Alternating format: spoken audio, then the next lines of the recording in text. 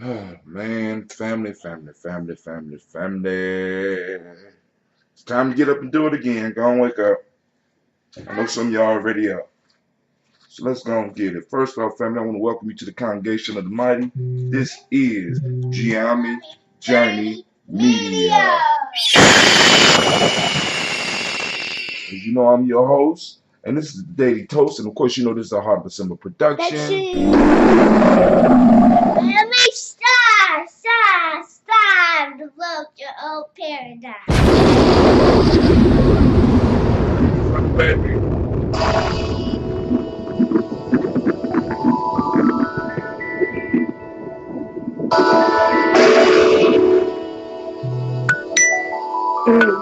Mr. Kitty.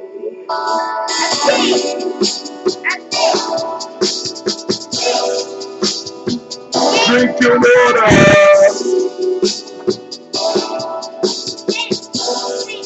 Come on, drink your water, but first, take your breath and drink some water.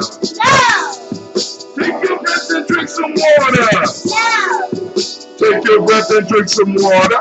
No! Take your breath. Drink. Drink.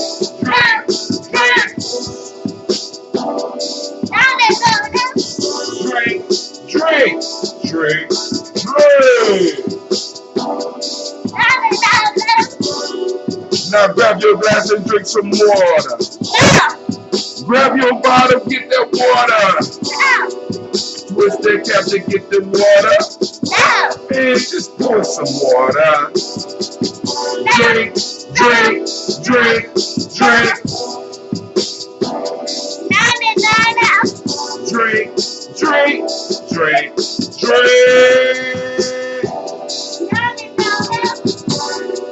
Now move your body and get some water. Move your body and drink some water. Move your body and drink some water. Move your body. Drink.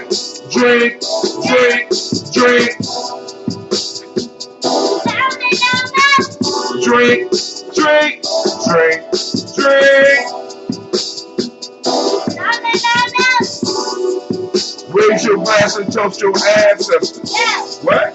Raise your glass and toast your ancestors. What? Raise your glass and toast your ancestors. What? Raise your glass. Come on. Drink.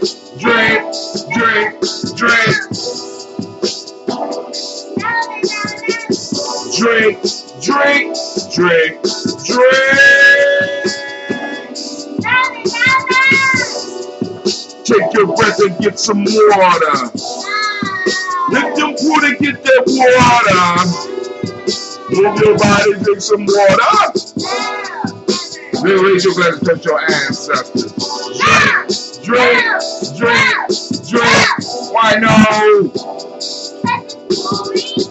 Drink. Let's try it again. Maybe y'all get on board. Take a breath.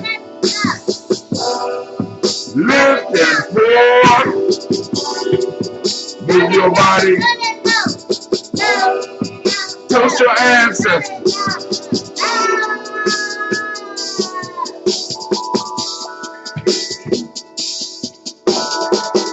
Drink. Why? Drink.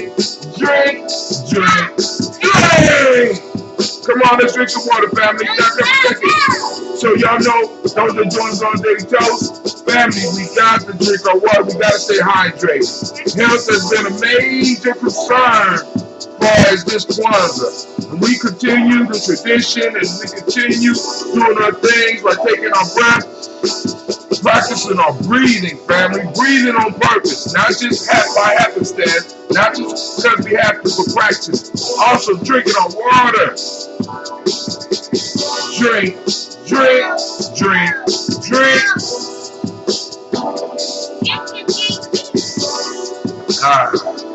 Man, it's another great day here. And what I want to ask you is Habari Gani family, Habari Gani. Who knows what day it is? The next contest has been launched. We'll launch the next contest. I don't know why. I know why it's dark right now. Because that light. It's the evening. No, it's not the evening. It's the morning. But it's that light. That light went out. I got to fix that light because damn. I thought you fixed it. No, that light way up there. I don't know how to get to it. Shit. All right. So I'm gonna have to go call them people and ask them to come change that light for me. All right. So family. So once again, I want to welcome you to the Daily Toast. Of course, y'all know lines are open. Lines are open 614-556-4535. As a matter of fact, let me go and get that pumped up right now. Lines are open, and I want y'all to know that y'all can call in and we can have these. We can have some real discussion about some of the stuff that's going on about Kwanzaa. Kwanzaa is popping off beautifully, and like I said, there's always struggle, there's always bumps in the road, but hell, we gotta keep on going. You know what I'm saying? Get up, lick your wounds, and let's keep moving. Get up, and some of y'all, hopefully, you left energized because after seeing BHB still out there. He's still out there b-boying, man. I mean, shit. What more can you say? We got Elder Daryl Green jumping up, doing spinning kicks. You know what I'm saying? We got elders doing Tai Chi.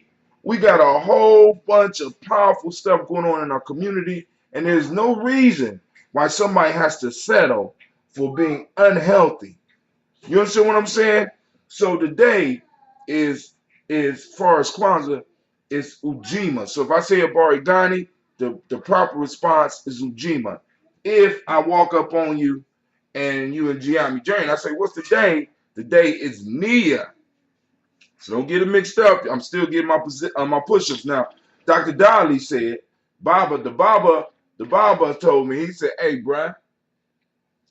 He said, hey, since you young folk, because the Baba I'm young, you young folks, if y'all can do the push-ups, cool. But if a child run up on an elder and the elder ain't saying the day properly, ask him for $1. I said, shit, that's a good idea.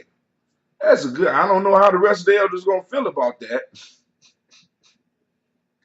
I think we're gonna have a lot of healthy elders, and I ain't giving up no dollar every time I say the day of the week. You know what I'm saying? But I'm not one that believe you can't teach an old dog new tricks. Now, one of the things that we strive to do at Gye-Nyame Journey is to kind of change and shatter the old paradigms. And one of the first paradigms that we shattered when we started the show, we going over 2 years now. I've been doing this for a while, but is that whole day of the week thing. We have named each day of the week after one of our principles. And we got a whole series of principles that can line up on that day. If you don't want to practice them Gusasa, there's other principles that in many aspects can be looked at as African. You know what I'm saying? I was gonna say universal, but I think I have a problem with the whole universal concept. You know what I'm saying? Because a lot of stuff that's seen as universal is not really healthy for us. You know what I'm saying? But I know some people will disagree with me on that. So this morning at 11 a.m. at the main library, we have storytelling going on from 11 to 2 p.m. So family, if you would, continue to support Kwanzaa, send people out, the young people, because I know some of y'all still working, but some of y'all not. It's good to go and get your kids up. We got some real good storytellers in the community. I'm about to go and make my long trek and go get my car so that I could go and make sure that me and my children are there. So, what time is it? It's 9:37. It's going to take me about a half an hour to get over there. So we got a little bit of time to get our discussion on if we need to. So what's happening tonight at Kwanzaa on Ujima? Once again at the King Arts Complex, we have the drum call and procession, lighting of the Kanara, and of course the libations. We got A Plus Arts Academy tonight. The honoree tonight will be Fran Frazier. We have a dance performance by Kai Pai. Hell, we got the A Plus Arts Academy again. And tonight, y'all, we got the Marion Franklin Steppers. The Marion Franklin Steppers. All right. Gallery presentation tonight, Professor Spira. And the food vendor tonight is Ina's Kitchen. Ina's Kitchen. Shaka just sent me a link. I don't know what's going on with that. Let me see what's going on with the link. Maybe I've been blocked. Who knows? Maybe, who knows? Let's see. Let's see what Shaka sent me. All right. Never click unknown links. Never. Yeah, I got Chrome, baby. I ain't concerned about that. You might be using that. The others. I got Chrome.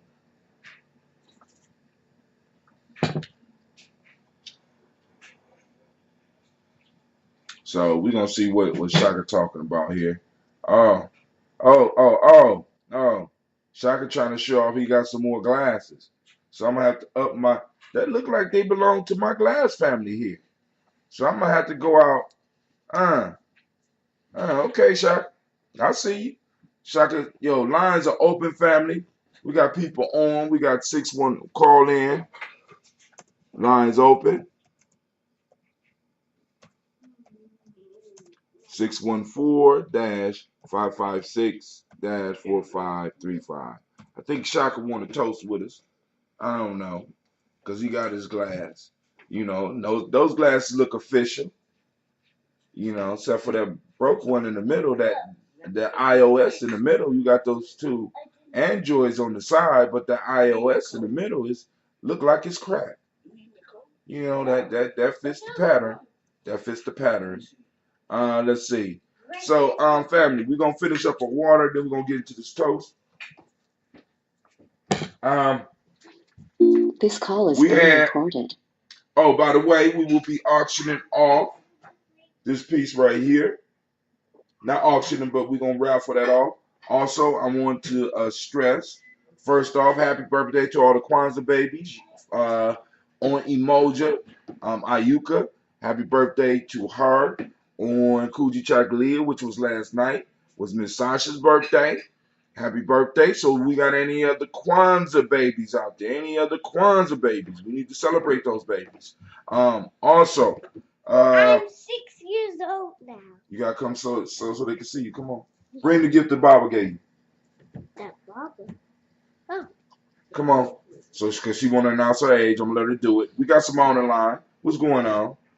I'm 6 years What's going on there? What's going on? I see you got some glasses. So now you trying to tell me up my glass game again? Okay.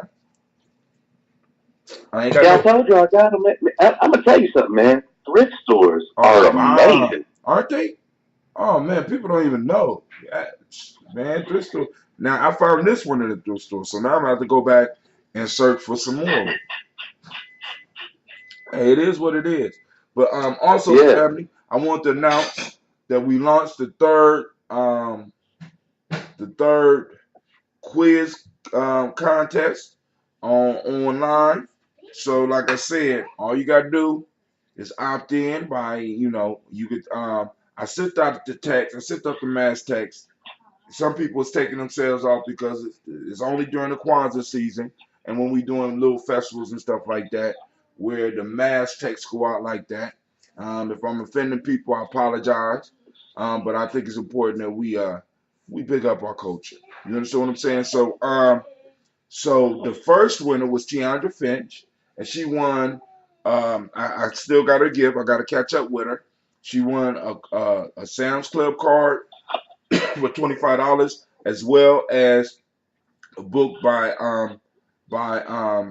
Dr. Kelsey. The second winner for Kuji Chagalia was Miss Sheila Sales, and I got to catch up with her. I got 2 books for her from Gye-Nyame Journey.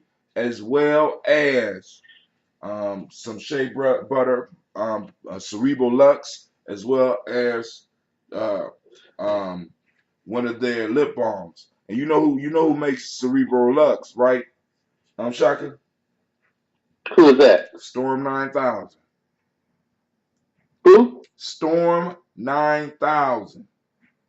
And what is it? What type of product It's is it shea again? butter, straight shea butter. Oh, you know what? Yeah, I didn't know that was the name of it. Me I think the last neither. time I talked to him, he was talking about doing that.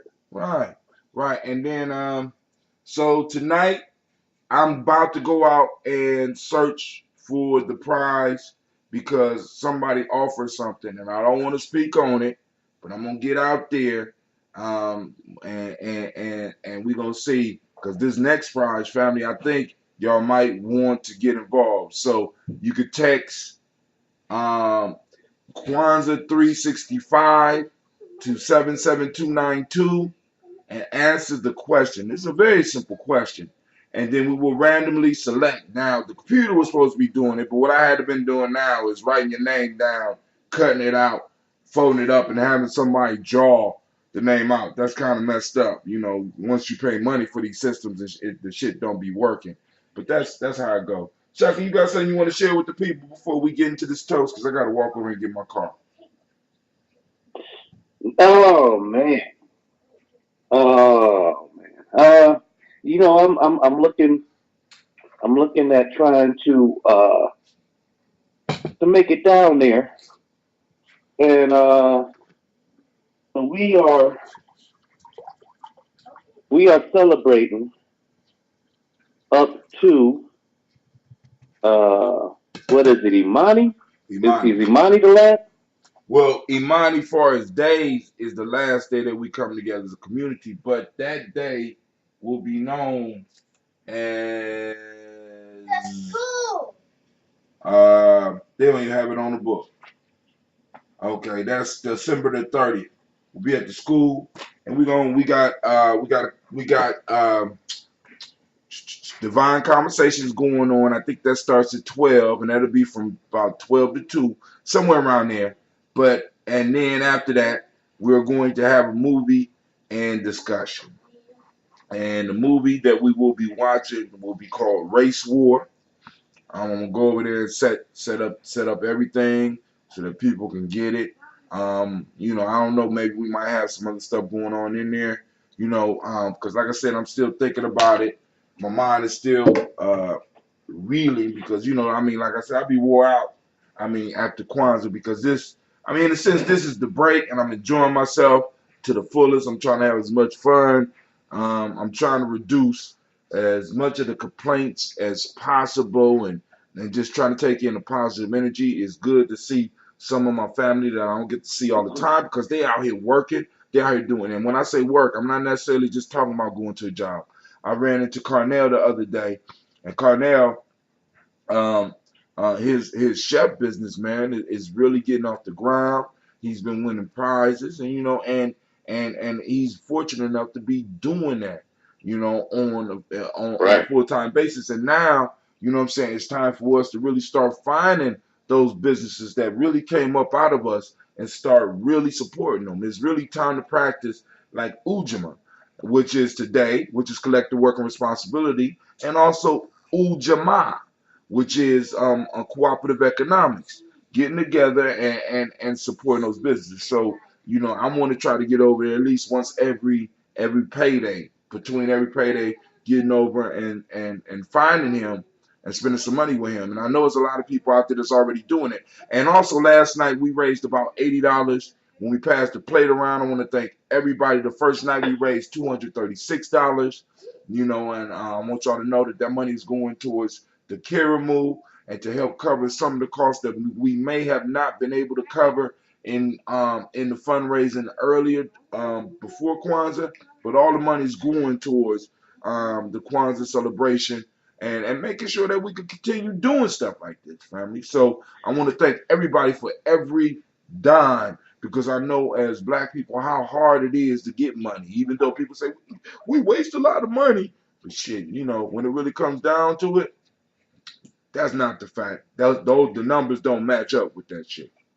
Because I know What I'm do you struggling. what do you mean it goes to the Karamu? What's the Karamu? The Karamu is the feast. We have a feast coming up on this Kuumba, which will be Ujima.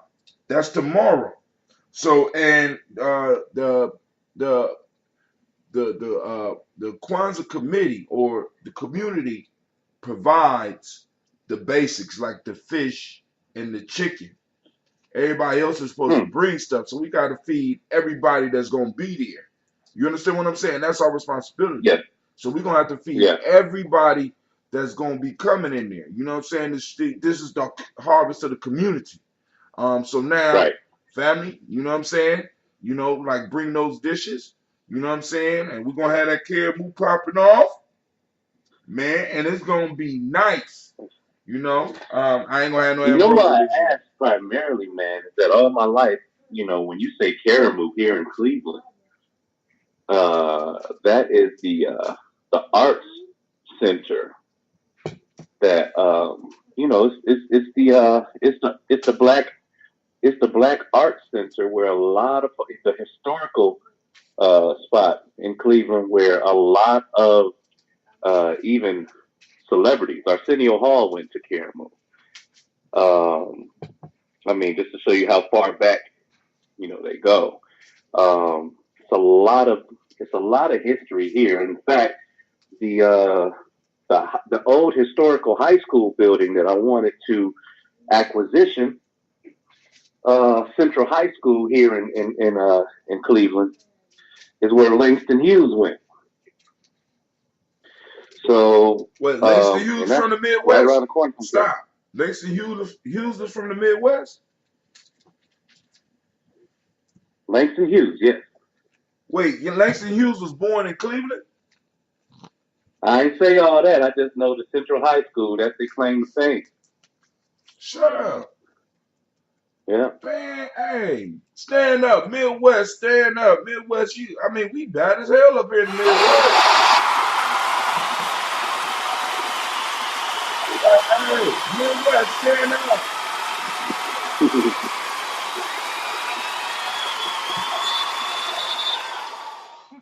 So, but yeah, so no, but Karamu means feast. So if it's the art center, you go in to feast on the art. You understand what I'm saying? So, but yeah, what's that link you put up? You say what? What's the link you put up on my timeline? The glasses. Oh, okay. Oh, okay. I see the iOS one in the middle. Mm-hmm. Yeah, so you see the one in the middle one, right? You see the Big Brother, right? Mm-hmm. With the cracks in it. Mm-hmm. I still drink out of that one, man. What? You know, yeah. I mean, that's what Apple users do. Usually, they hang on to their phones as long as they possibly can. And oh, of course, man. You know why? Because of old. Listen, I got the same MacBook Pro. The same MacBook Pro that I you know, from when I left Columbus. And you know, it don't do shit no more. But an old beat up Mac, I take over a brand new Android any day. Well, you know, hey, maybe Apple will thank you with some of the billions of dollars that they be making. But they won't. I doubt it, right? I doubt it. They will not. You know, all them billions of dollars and shit, you know. And motherfuckers laying off, man. I heard, man. I haven't been following the news, but I'm understanding the United States. We have like a monarchy going on right now. Donald Trump is running everything. So the great pumpkin is on the loose, America. What you gonna do? What you gonna do? You know what, man? It's so deep that when I'm on even tags, right? I'll be on tags, and you got the trenders and tags talking about that dude. And yesterday, one of the sisters was talking about how, I mean, she's military, and she really don't.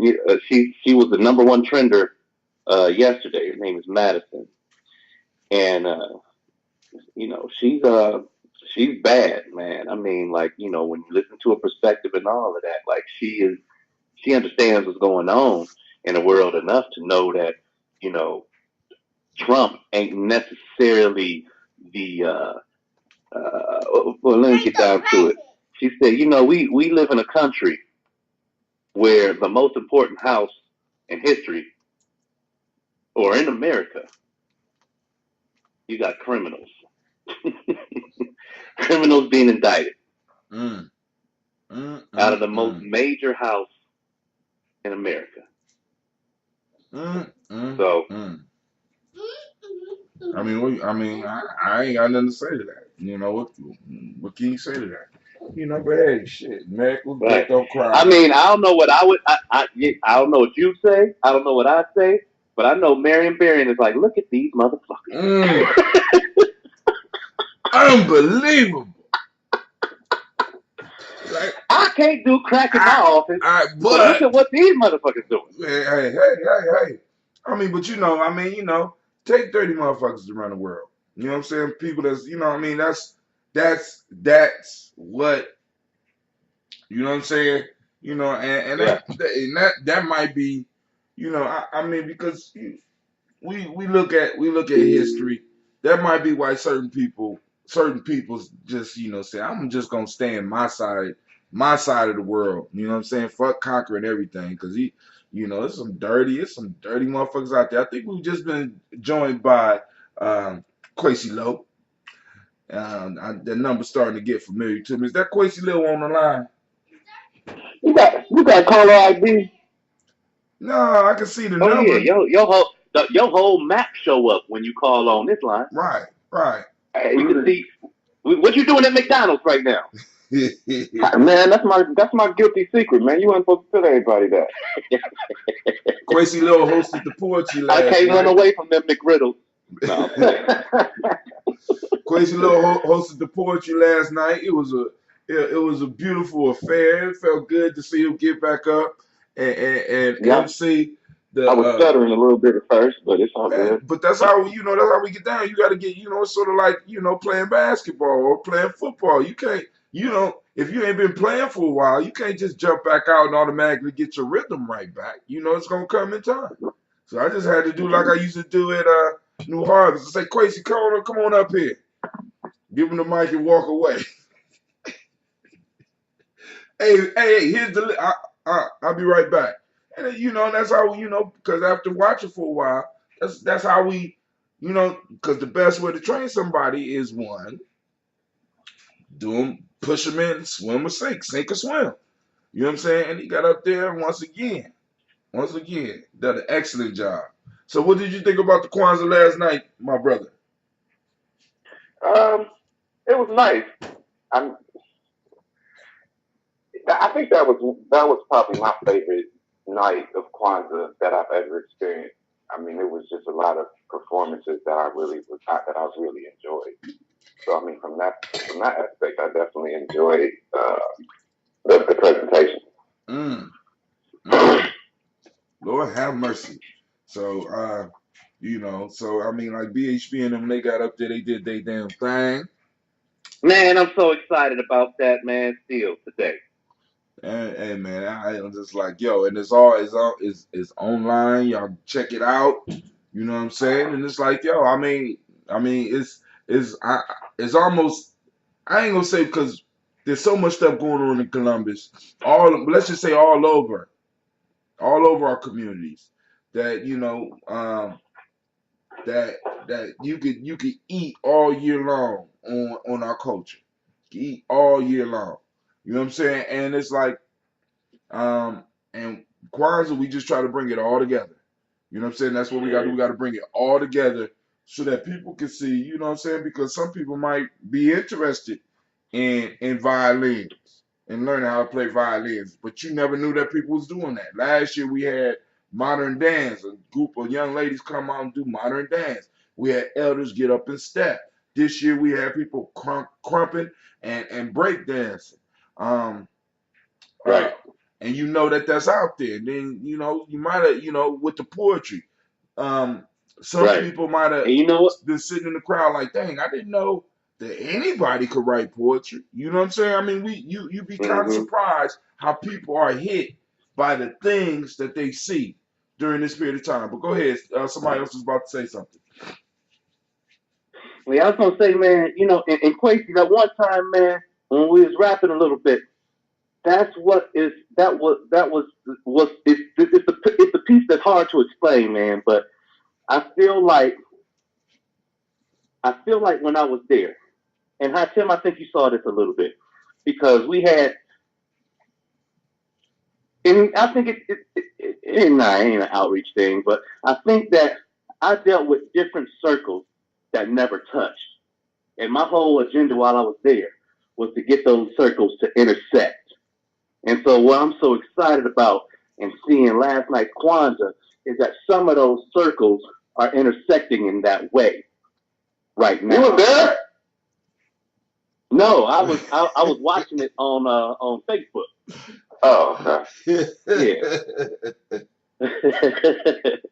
And so in especially when it comes down to the arts, the arts community, the artist community, because as much as I would like to contribute to it today, I have spent a lot of my time in cities where, of course, coming from New York, where everything is to the extreme. Artists, they grinding.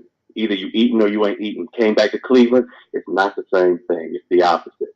And so, of course, Cleveland deserves, I don't know about deserving, but we need to raise it up to even get our culture, our arts culture, as brilliant as what's happening in Columbus. When I say it's brilliant, we coming together. Back when I was hosting the open mic, me and Necessary, we were bringing people out of the woodworks that would never touch, whose circles would never cross paths if it wasn't for us. So I see us as those connectors. And when I poured away for the past 15 years, in my mind, shit was still where it was when I left. It wasn't until last night when I'm saying, oh, well, they in each other's mix. And then this person is okay. And then I went on live, found out that how Tim found out yesterday that Lyric is Joe Barry's nephew. And the whole 6 Degrees is just getting tighter and tighter and tighter. So that was one of the major things that was exciting to me that I wanted to share. It just wasn't coming out in a way where Tim Quasi was like, man, what is it? What is you getting to? Like what? But that's what it is. That's exactly what I wanted to express. That is my excitement and coming back into the fold to be able to do the Voltron thing and pull all the lines together. Man, so once again, man, we having a marvelous time, and we got some stuff because I have an hour because we got storytelling, so I got to get my kids together and get them out and over at the main library. Plus, there's some books over there at the main library I want to see. They had this book called Blacks in Western Art that I want to check out, and it's a non-circulating book, and I'm gonna go check that out. But as well as take, because it's me, Sasha, and Cleve. Miss Gina G is away for a little while, so that title sounds very European. it is. But the idea is looking at the transition of Black folks in Western art from where we were to where we are now. So that, I'm looking for some pictures to kind of demonstrate to people that the status and the sense in society that we have now has not always been that. So just looking at different books and stuff like that, because a lot of times, people don't believe shit until white people tell them. So here's a book with white people in pictures telling you. So there's a book called Pop Art that covers the pop culture in a series of decades, and from a very it comes, how in art history there's certain periods, like you got expressionism and cubism and all of these different types of art. Surrealism. Yeah, yeah. And so, if you want to appeal to the academic, I think pop art is a good text to come out of, especially when you get to the Andy Warhol and Basquiat. I feel like that's, the most significant thing about Basquiat's art, besides, what his message that he expressed, is his story that he lived through in it, in the sense that Andy Warhol saw that this dude's art was that much more marketable than his own. And so he pulled him under his wing and basically pimped him. You know what I mean? Isn't that the story? Isn't that the story of us being in America? Shit. I'm just saying, yo. This is America. But if you want to appeal to the academic, yeah, I guess you're doing the right thing. My issue is I'm not trying to appeal to academics. I'm not, I'm just I'm going to look at it for myself. But then also, I meet with these young people every 2 weeks, so I want to be able to, shit. This shit is about 4 thick ass volumes. So I'm gonna need to take some young people up here with me and start getting them to start looking through and start snapping some pictures. You know what I'm saying? So it's like, I'm looking at it as a mission.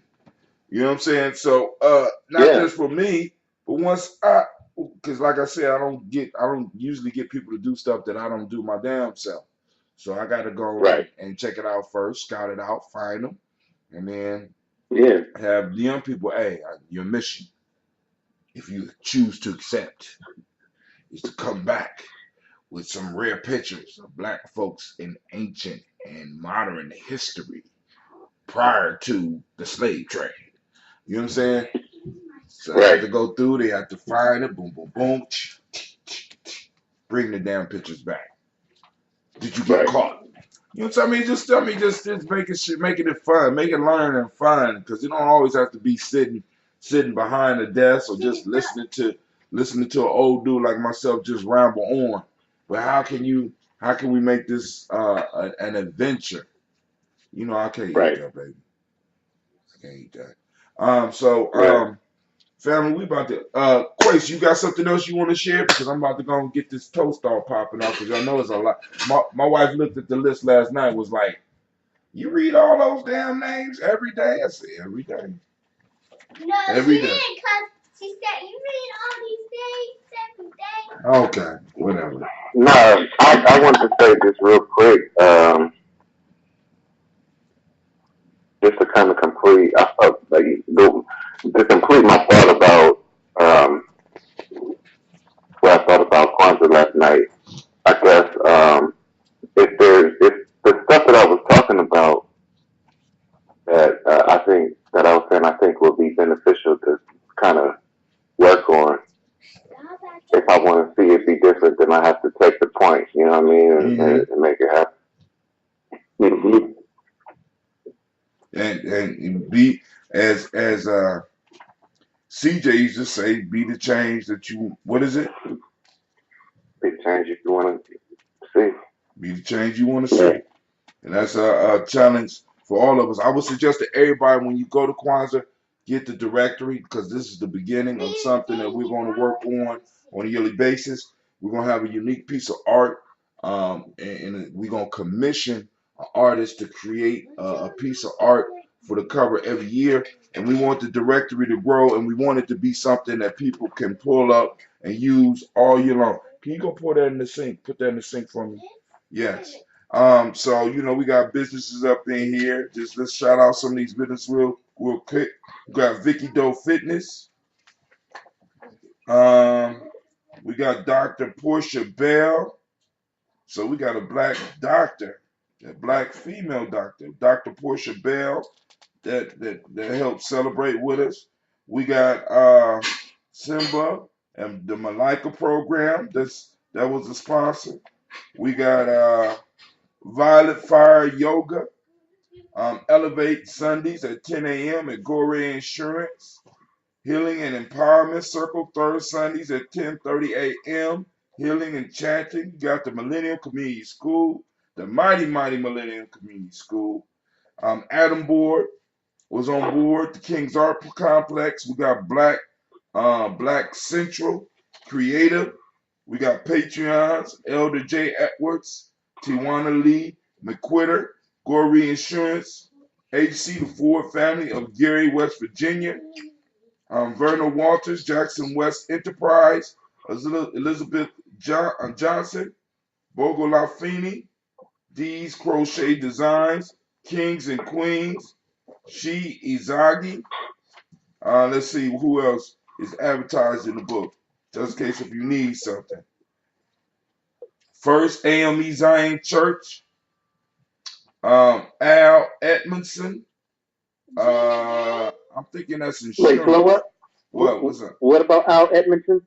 No, I'm trying to figure out what it, because he's wishing a happy Kwanzaa. I don't know what business he's in here for, but he's got a barbershop. He's got a barbershop right there on Mount Vernon, and yeah, that's one of my lodge brothers. All right, cool. So if you need a haircut, you know what I'm saying? We got that brother. We got a shop in there. Restoring Our Own Through Transformation.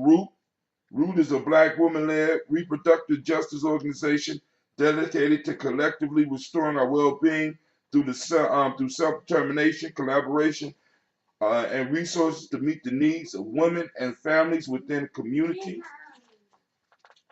We got Tony and Aziza West, and the Imani West Dancers. We have Soul Purpose, Body and Beauty Style. They sell Dudley Q Happy Kwanzaa 2018 to purchase Soul Purpose beauty and wellness products. This Mama Lona, called Alona Edwards. Dr. Trefini Harris Jones, J.C. Pitty Optical. If you need some, a prior graduate of Fisk University, so if you need some glasses up in here, let's see who else. We got storytelling. That's Miss Emily Bailey. We got Philip Green, remodeling and construction. So if you got some construction needs, oh man, I need my glasses for this one. National Sorority of Phi Delta Kappa Incorporated, supported ancestral recognition. We got Elder Ori Piaki recognizing his ancestors. We got Barbara Wright representing hers. For those who got education needs, we got an excellent math tutor, Brother Kwame Keechler. We got a beauty salon, Soul Sister Styles, dedicated to community. We got CRC. CRC congratulates Tawi Fountain Village for celebrating the 51st anniversary of this Kwanzaa holiday. The Nguza Saba lifestyle African Americans around the world. Robert M. Ransom, PhD, CRC. We got Byron L. Potts. So if you got some legal needs and need some help, you go there. We got the Smokehouse Barbecue. For those that still, because they got a big turkey, they smoke everything. Hey, who that lawyer again, man? That's Byron L. Potts, attorney at law. I've been hearing he right there off of Broad Street, right? Right. Okay. Yeah, he moved from Broad Street. He's over there. I was thinking of off of Main Street. Okay. Yeah, they got 538 East Rich Street.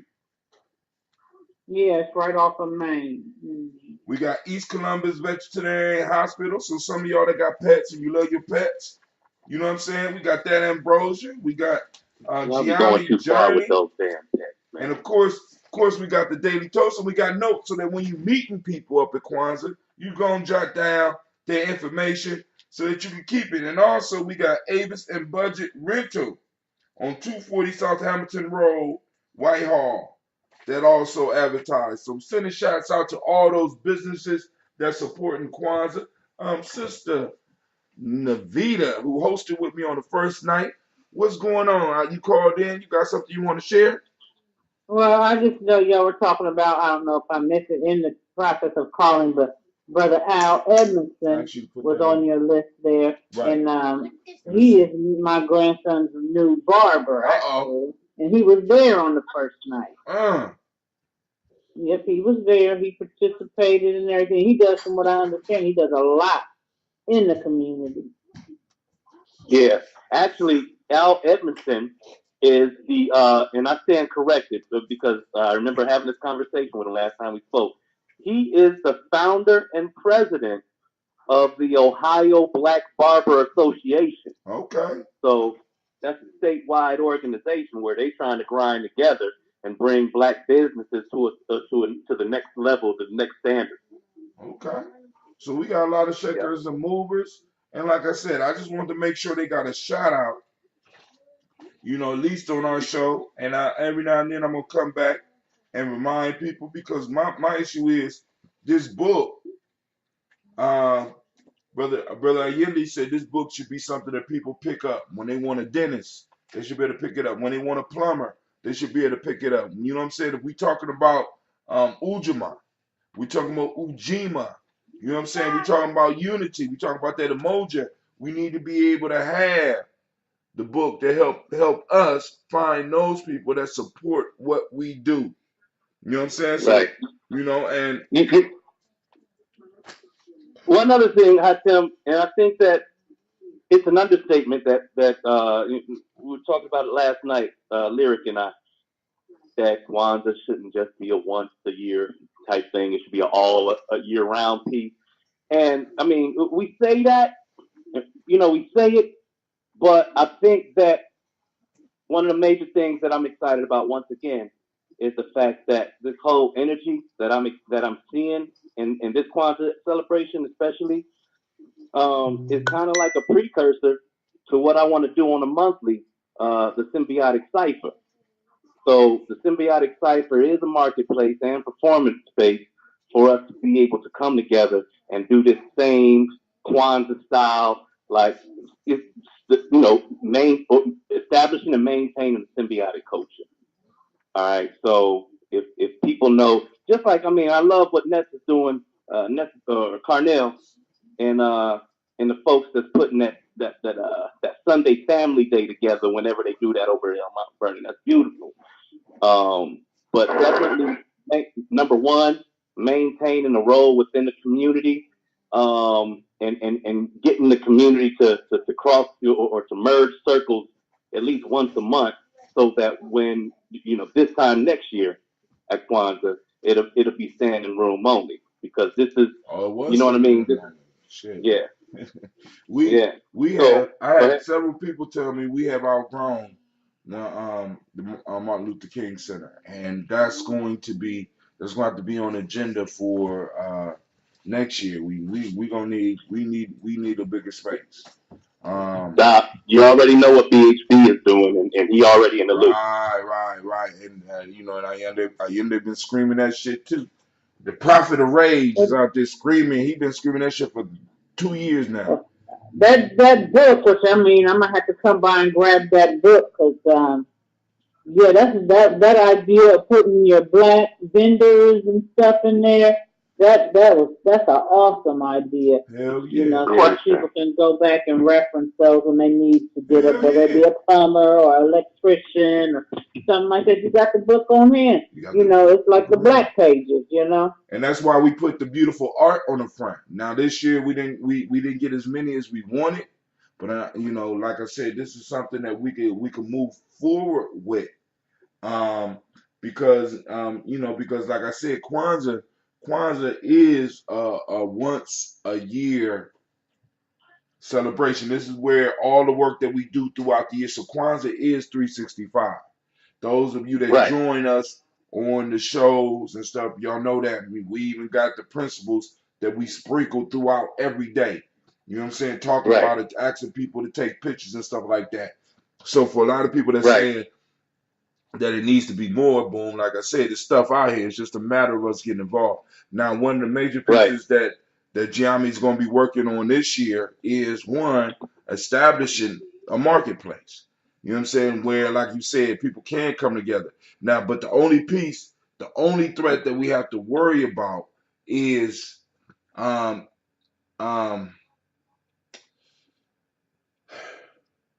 when you do stuff repeatedly, people start valuing it less. So it's kind of good, you know what I'm saying? So doing stuff on a monthly basis can be good at first, but then once people get used to it, they won't miss it until it's gone. So what we have to do, we have to find ways to make it exciting, make the marketplace exciting, because we do need a place where our vendors, because one of the major issues as far as black businesses, because you be looking at some of the people's business plans and shit. And, I don't want to step on nobody's toes, period, because I know there's a lot of people that listen now, listen later. As black businesses, one of the major issues that we have is having a place for us to do business that's affordable, you know what I'm saying?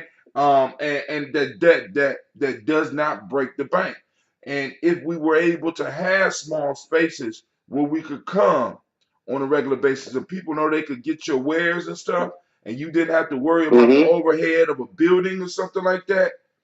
You know what I'm saying? Right. Shit, we I mean, because I see people pushing clothes. I seen people selling food that get delivered to your house. I seen people selling coffee, and it's like if you had a place where you know that you could go and you could stack up on that stuff maybe once a month, and then even maybe have some music or have a band, or as Shaka called it, symbiotic cipher going on, where we got different musicians coming in and doing their thing, and make it affordable, because the whole piece is like, you know what I'm saying? Because so the next step for us is a marketplace, so that one, we could get all of these principles working together once a month, and people are able to come and get some because get some utility out of the principles. Not just saying I could define a moja. No, they could come and they could actually see a moja working.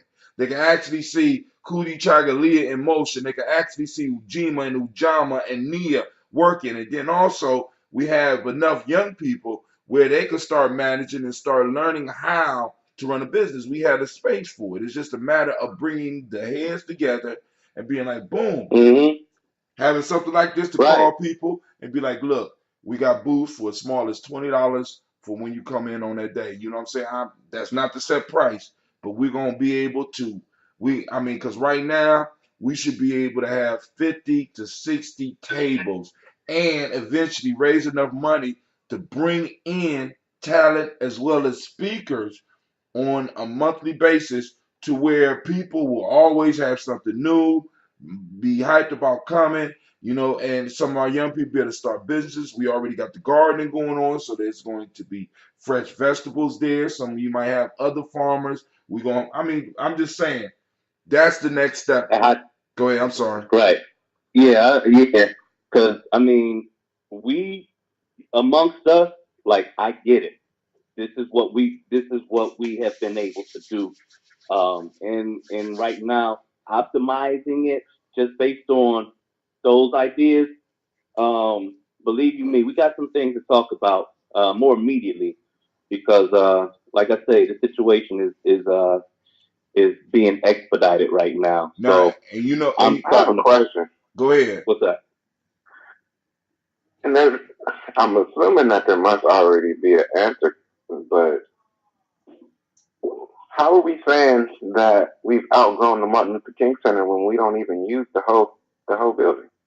Well, as far as the space that we have been allotted. You understand? So we're not allowed to use the auditorium and upstairs. The auditorium. That would be perfect. That would be ideal. But that's a lot of money up there. That costs a lot of money to use that space. Right. So we pay. And the amount of space that we will actually functionable space. So if we put it out, a lot of money. What the fuck is a lot of money? A lot of money ain't shit. Like, money is the reason. Like, you know what I mean? That shouldn't stop us from doing anything. Money. What it does, though, in the reality of things, let's be realistic. Sure. But I money to pay is. I know it's expensive. Ujima yesterday was Coochie Chagalia, so we let money, like, you see what I'm saying? Yes, we do that. Yeah, I know what you're saying, but in reality, because I've been on these boards before, when you got to raise money to put Let's raise the money. I'm saying, why aren't we But sometimes you got to raise the money and you just, I don't know. So if you already you got to lower the overhead. Well, hold sense. on. Let me correct this statement. We have outgrown the space that we are in at the cost that it is. Well, not just at the cost. We have outgrown the space that we are in. So, as Quasi said, maybe we could expand and use the whole center. But now, this is the issue with using the whole center, right? If we spread out all the activities, we would be as effective if we had it all on one level. Different rooms. Well, I think, I could see. For example, I think if we just use the auditorium and the space directly above it, like the studio, for vendors, and then have to make a lot of vendors don't like that. Because they already don't like being down the hall. Because now you're gonna tell me you're gonna put us upstairs away from the main entertainment. A lot of times, from my experience anyway, vendors don't like that. So I think, like Hopkins said, it's the space. I guess it's the way it's built and constructed. Like you said, it's more or less, even without a money being an issue, it's the space itself really is just not, because like I said, they've outgrown it because of the number of people that are there. It's just not, for vendors and entertainment, it may be feasible to look for something that's more accommodating. Mm-hmm. I guess I should say. And I think even upstairs, because I've done events upstairs, there's really, if you don't want to, unless you want to have everybody in the same room, that upstairs auditorium is basically what you would have to do, because there's no space outside of there for the vendor piece. But and that should cost a lot of money. But I think now, like you said, money is just a thing, I guess, but we got to raise it, and we got to, in that aspect, and dealing with our people, like I said last night, dealing with our people, we raised $80. No complaints. I'm appreciative of everybody that gave, but over for that night with all the people that was in it, we raised $80 because I understand the financial restraints of our folk, but we may be able to get a better deal on a more open space where we can have different activities going on all on the same level, sort of like the convention center or something like that. You know what I'm saying? I mean, well, and now that and I'm sitting here thinking about it, like I understand, like being a devil's advocate on the convention center. Number one, when it comes to the whole collective economics, I mean that's money that's not going to our community per se. And then when you look at all the bottom line is that the parking don't cost, and if it's not a paid event, then we're gonna take a major hit. That's true. And doing something there. But the major piece that I was getting to earlier is just using the rest of the year to really fortify the relationships that we have, not just with the business, but the individuals and their families who come out, making a presence in their lives throughout the course of so there's some things I want to send you, because this is really the role that I'd like to be able to fulfill through the symbiotic cipher, number one. And the other piece is that I don't know who all here would be interested in coming in like we do on Tuesdays and Thursdays, but on another night, I want to set it up to be able to feature in the line of Shaka and bring it back. Is what I did last night, which is weighing in on other people's posts that are big on their hearts. You know what I mean? So, like last night, it wasn't Al Edmondson, but it was did I just get the twins over something? You said who? Did I just get the twins over something? I don't know what that's happening. Man, that iPhone is acting up, man. Get your iPhone. It ain't on me, man. All right. So, get your iPhone together, man. Last night, Cortez Bogart asked a question on his own page. If a crack addict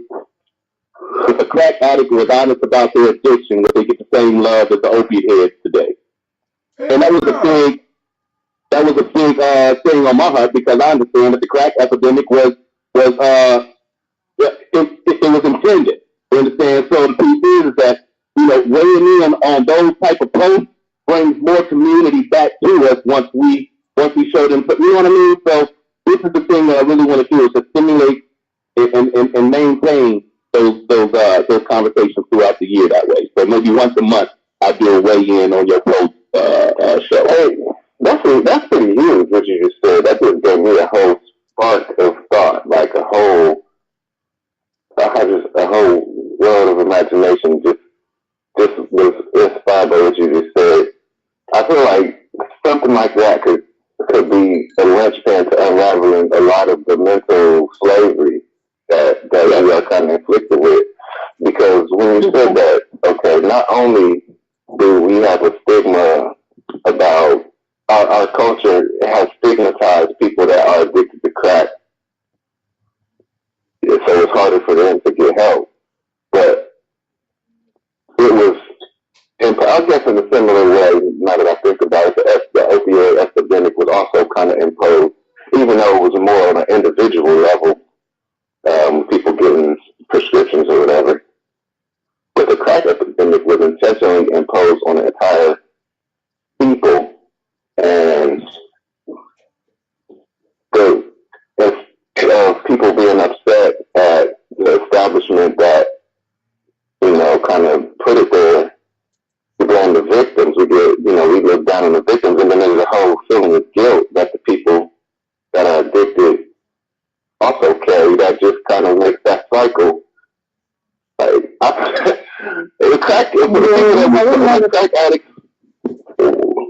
crack addicts would probably be the front line of the revolution if they could get free, because that was probably a bunch of powerful people. Somebody's background is loud. Somebody's background is real loud. But the crack, it's probably hot down. My opinion, Android. Hey, okay, my bad. Crack is still an epidemic, in my opinion, in the black community, because I see crackheads all the time, and there is a certain level of people don't care. There's a certain group of people, the government in particular, they don't care about the crack addict. They now care about the epidemic with the opioids, because there's a lot of Caucasians that are fall under opioid addicts. And they're now getting felonies, and now they're not having jobs because they have felony convictions. They're not eligible for certain jobs because they have these felony convictions. So now they're trying to uplift and change all that stuff. And when it was the crack epidemic, it was no sympathy whatsoever for the crack addicts, which still exists in our community. But before we get off, hold that, please. I wanted to speak because before my mind goes blank. First of all, the major thing that has changed about it, Navita, is that back in the day, a crack case, no matter what side you was on, was a mandatory 35 years in prison. Yeah, they changed that law as far as crack cocaine versus powder cocaine. Yeah. Right. So, all right, but that was in effect. That was in effect, and now with the opioids, they get help. Because so that's number one. Number two, Quasi, I'd love for you to chime in and check out the responses of that question last night on my live, because I found out, brother Lyric said, because of crack, I never knew my dad. You know what I mean? Right. Because of crack. My dad was locked up. Barry? Yeah. He's like, I never knew my dad because of crack. He's like, and I feel like, those folks today deserve a certain reformation. You know what I mean? I said, well, they're children. He was like, yes, me, the child of a, I deserve some reformation because it was intended.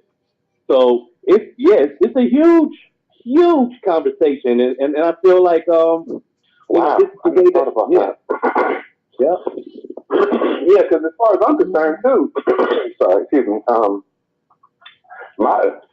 I have my own personal story with crack, how crack affected my life. I could talk about reparations from that perspective if that was intentional. But my thing is, I want reparations for the fact that I had to go. Not only did I have to, well, I guess I didn't. I don't know. I found myself going to Columbus Public Schools, and I was failed by Columbus Public Schools. I don't know where those records are at, but I guess I got to start telling my story. You know what I mean? I was diagnosed with ADD in like kindergarten or first grade or something like that, and I was on Ritalin for like 4 years, from like 4 or 5 years, from like first grade to sixth grade, sixth or seventh grade, so maybe longer than that. And I was never given an IEP. I never had an IEP. I was just given Ritalin, and I was just like, go sit there, shut up. You know what I mean? That's lightweight illegal if you ain't have an IEP. You know what I mean? And then and the thing of it is, like, humbly I say this, but like, I found out that I have an exceptionally high IQ. You know what I mean? So not only. Oh, so you was a smart ass. Absolutely. I was constantly correcting teachers and stuff like that. Like, that's why they put you on Ritalin. One of my whole thing. One of my older sisters said Ritalin was never for the students; it was for the teachers. Right. Yeah, that's true. I agree. Right. Now, I mean, deeper than that, Tim, because in Quasi, see, I came up as a teenager when I was 14 is when I entered the system as a foster kid, right? And as I'm going to get my physical downtown at the courthouse, listen to what I'm saying. Downtown at the juvenile courthouse, they had a doctor in the room, and they had all the black boys in line. Here's what I mean. I cannot emphasize this enough. When I was a foster kid back in the late 80s, early 90s, when it came to placing children, white kids, white girls got placed first, then white boys. Hispanic girls and Hispanic boys. Black girls, nobody wanted the black boys.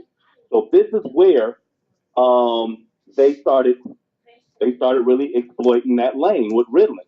They had all the black boys lined up outside this doctor's office with their caretakers, and the whole scheme was this doctor was signing off, making these boys special needs because they need Ritalin, just saying that all the black boys in line is ADHD. We're going to give them Ritalin. And what that means for the system is that now they're special needs. And if you're a foster parent, Tim, what does that mean? Exactly. I'm about to say, that means you get more money. That means they get more money, and they had an option to pay you more money. So family, we got to understand one of the key pieces that we constantly harp on is that this whole system has been built on the failure of black people. And we see right there what he illustrating is how the system is benefiting off of the failure of black boys. Period. And that's the thing. Like, I think reparations is kind of a lost cause, the idea of reparations. Jeez. I think that if enough people came together and really documented their experience and could critically explain how the system intentionally failed us to our detriment, leaving us in poverty, and while the revenues that I don't necessarily know how to articulate it, but I think it is articulatable, and it's something that could be brought to a court of law. And I don't know who we will sue, but I've always wanted to sue somebody for like $70 trillion. You know what I mean? Hold on. Like, I can tell you who to sue. Yeah. See, hold on. Quasi, I can tell you who to sue. It's called the government. That's who you sue. That's called reparations. The government is an LLC. The whole purpose of the government is shut the government down. That's why they create LLC. So when you take them to court, they shut the LLC down, and the person who's behind it has no liability. It's a limited liability corporation. That's what the United States is. Quasi, let me ask you a question. If you had to sue me, would you be concerned that I had an LLC or not, or whether or not I had to shut down? Would you really give a fuck? If the government is an LLC, the whole purpose of the government is to shut the LLC down, and the person who's behind it has no liability. It's a limited liability corporation. That's what the United States is. Quasi, let me ask you a question. If you had to sue me, would you be concerned that I had an LLC or not, or whether or not I had to shut down? Would you really give a fuck? I just want my money. Exactly. So now, so what I but the reason you created all of these things is so you can protect your money. So I can protect my money. But if you shut me down, like for example, if I decide that I'm gonna shut down, because unlike you, the federal government don't have a place to hide because they can't shut down. If they shut down the federal government for real, not this, we're playing politics. This political shit, because checks are still going out because those white folks don't get them goddamn checks.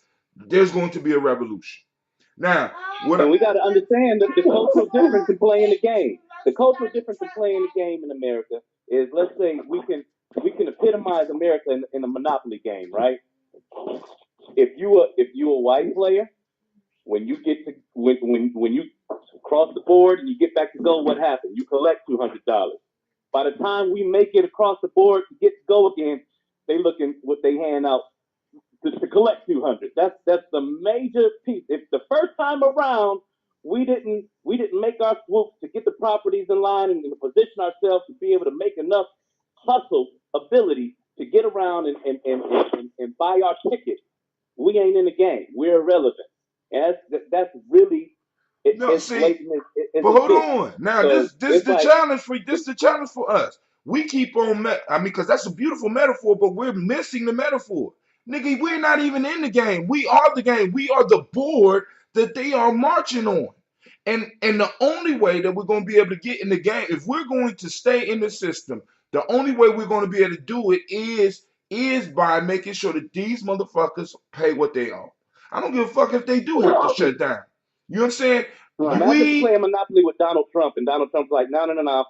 Fuck Milton Bradley. I'm making up a brand new game, right? And so every move you make, you got to look over at his expression to see if did I win something?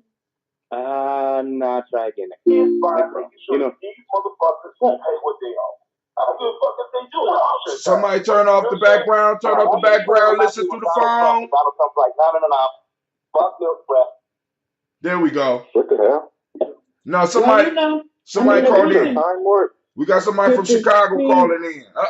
Popping off, that would be good on the reparation of reformation, all of that. But as you know, first thing is, I think it would be, and if we was able to, actually, if most black people picked up and left this country, it would crumble, number one. But in the meantime, I'm trying to get everybody to go. No, there'll just be a new underdog. Yeah, but it won't be us. Right. But why would y'all want black people? Wait. Hold on. I think they were bomb white hoes. We took it up. Hold on. Nice. We got a new caller on. Sis is trying to say something. Go ahead, sis. No, hello everybody. How you doing? She said if all black people picked up and left the United States, the country would crumble. My thing is, why would we leave our own country? Who's speaking? Well, the reason why I say that is I want to say that, we were indigenous to this country, but me personally, because when I look at all that needs to be done here, and I think that if the fight is left, it's just we just left. They just, unfortunately, yes, this was ours, and we had it. It was ours. We're indigenous to this land. Some of us are indigenous to this land. But for me, it's not even worth the fight all the way out, because what it's going to really take, I would rather. It's unrealistic. It's unrealistic. Hello? Can I respond? Yeah, go ahead, because I'm about to get in on this too. Go ahead.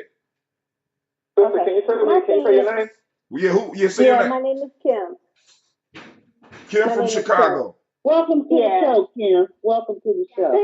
Thank you. I've been listening to him a few years. But here is my thing. I'm African American, and I don't live in the United States.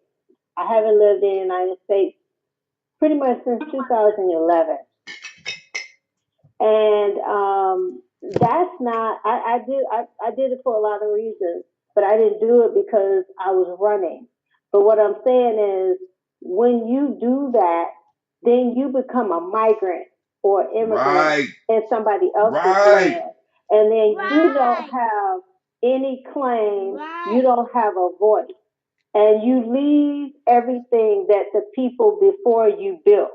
That's right. And so I don't think that's a solution. I think when we get frustrated, you feel like, oh, I just want to leave.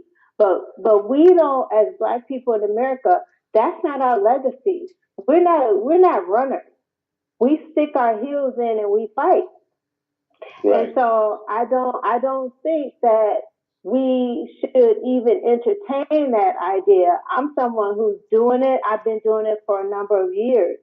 I'm currently now in West Africa, but I've also lived in Asia. But so I'm just saying that that's not a solution. Now, and I'm talking from somebody who's doing it. It's not a solution. Let me build on that. I know a lot of people who live in Ghana right now, and they're suggesting that I do come. Yeah, and I know they're offering a dual citizenship now, and now they're doing a thing that's starting in 2019 called a right of abode. Right of abode. Right to return. That's not citizenship. Right, that's not. I haven't looked into Ghana, but citizenship is on a whole nother level than a right to abode. A right to abode means you have money that you can spend there, and they're willing to take it, and they're going to allow you to do that.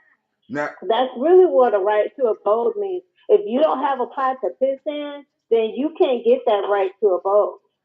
So I really was wondering what that was all about, the right to abode. But they are offering the dual citizenship. Right. But please understand, the dual citizenship means that you still maintain your American citizenship, which means that you can spend American money over there. See, a lot of times, like, for example, for us to talk about leaving America is, for me, a non-argument. Now, I love to travel. I love to be able to go visit.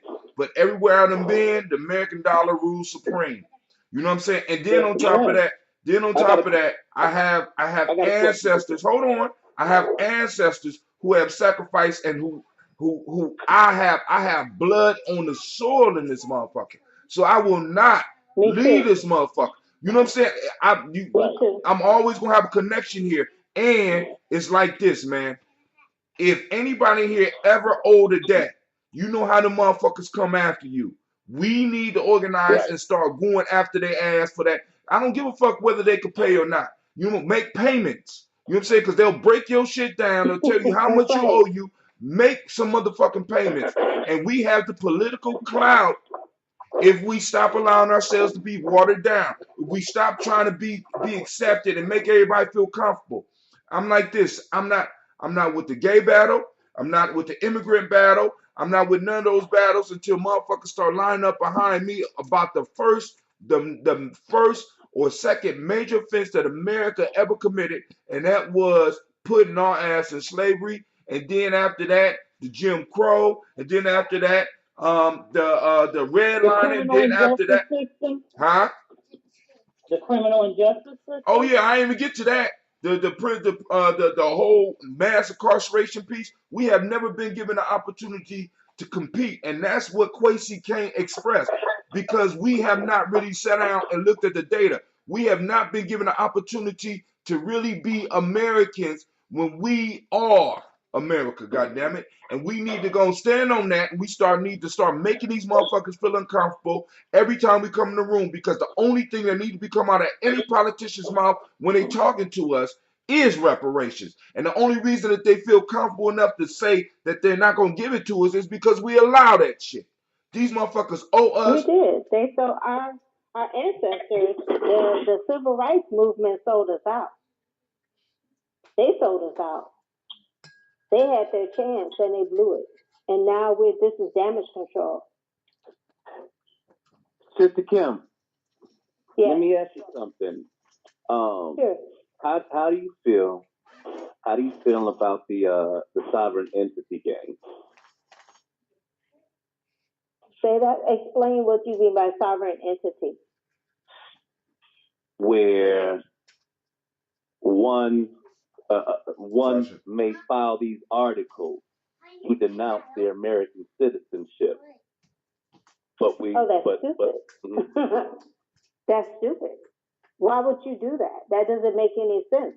That blue passport is the best thing you have as a Black American. That's the only thing we got is that blue passport. You don't denounce that. You got people, you could pay $1 million now. They've been had that program where you can get a residency. If you have $1 million, you can get a residency. I don't know any Black people who have that. So why would you give up something that people are paying $1 million to get?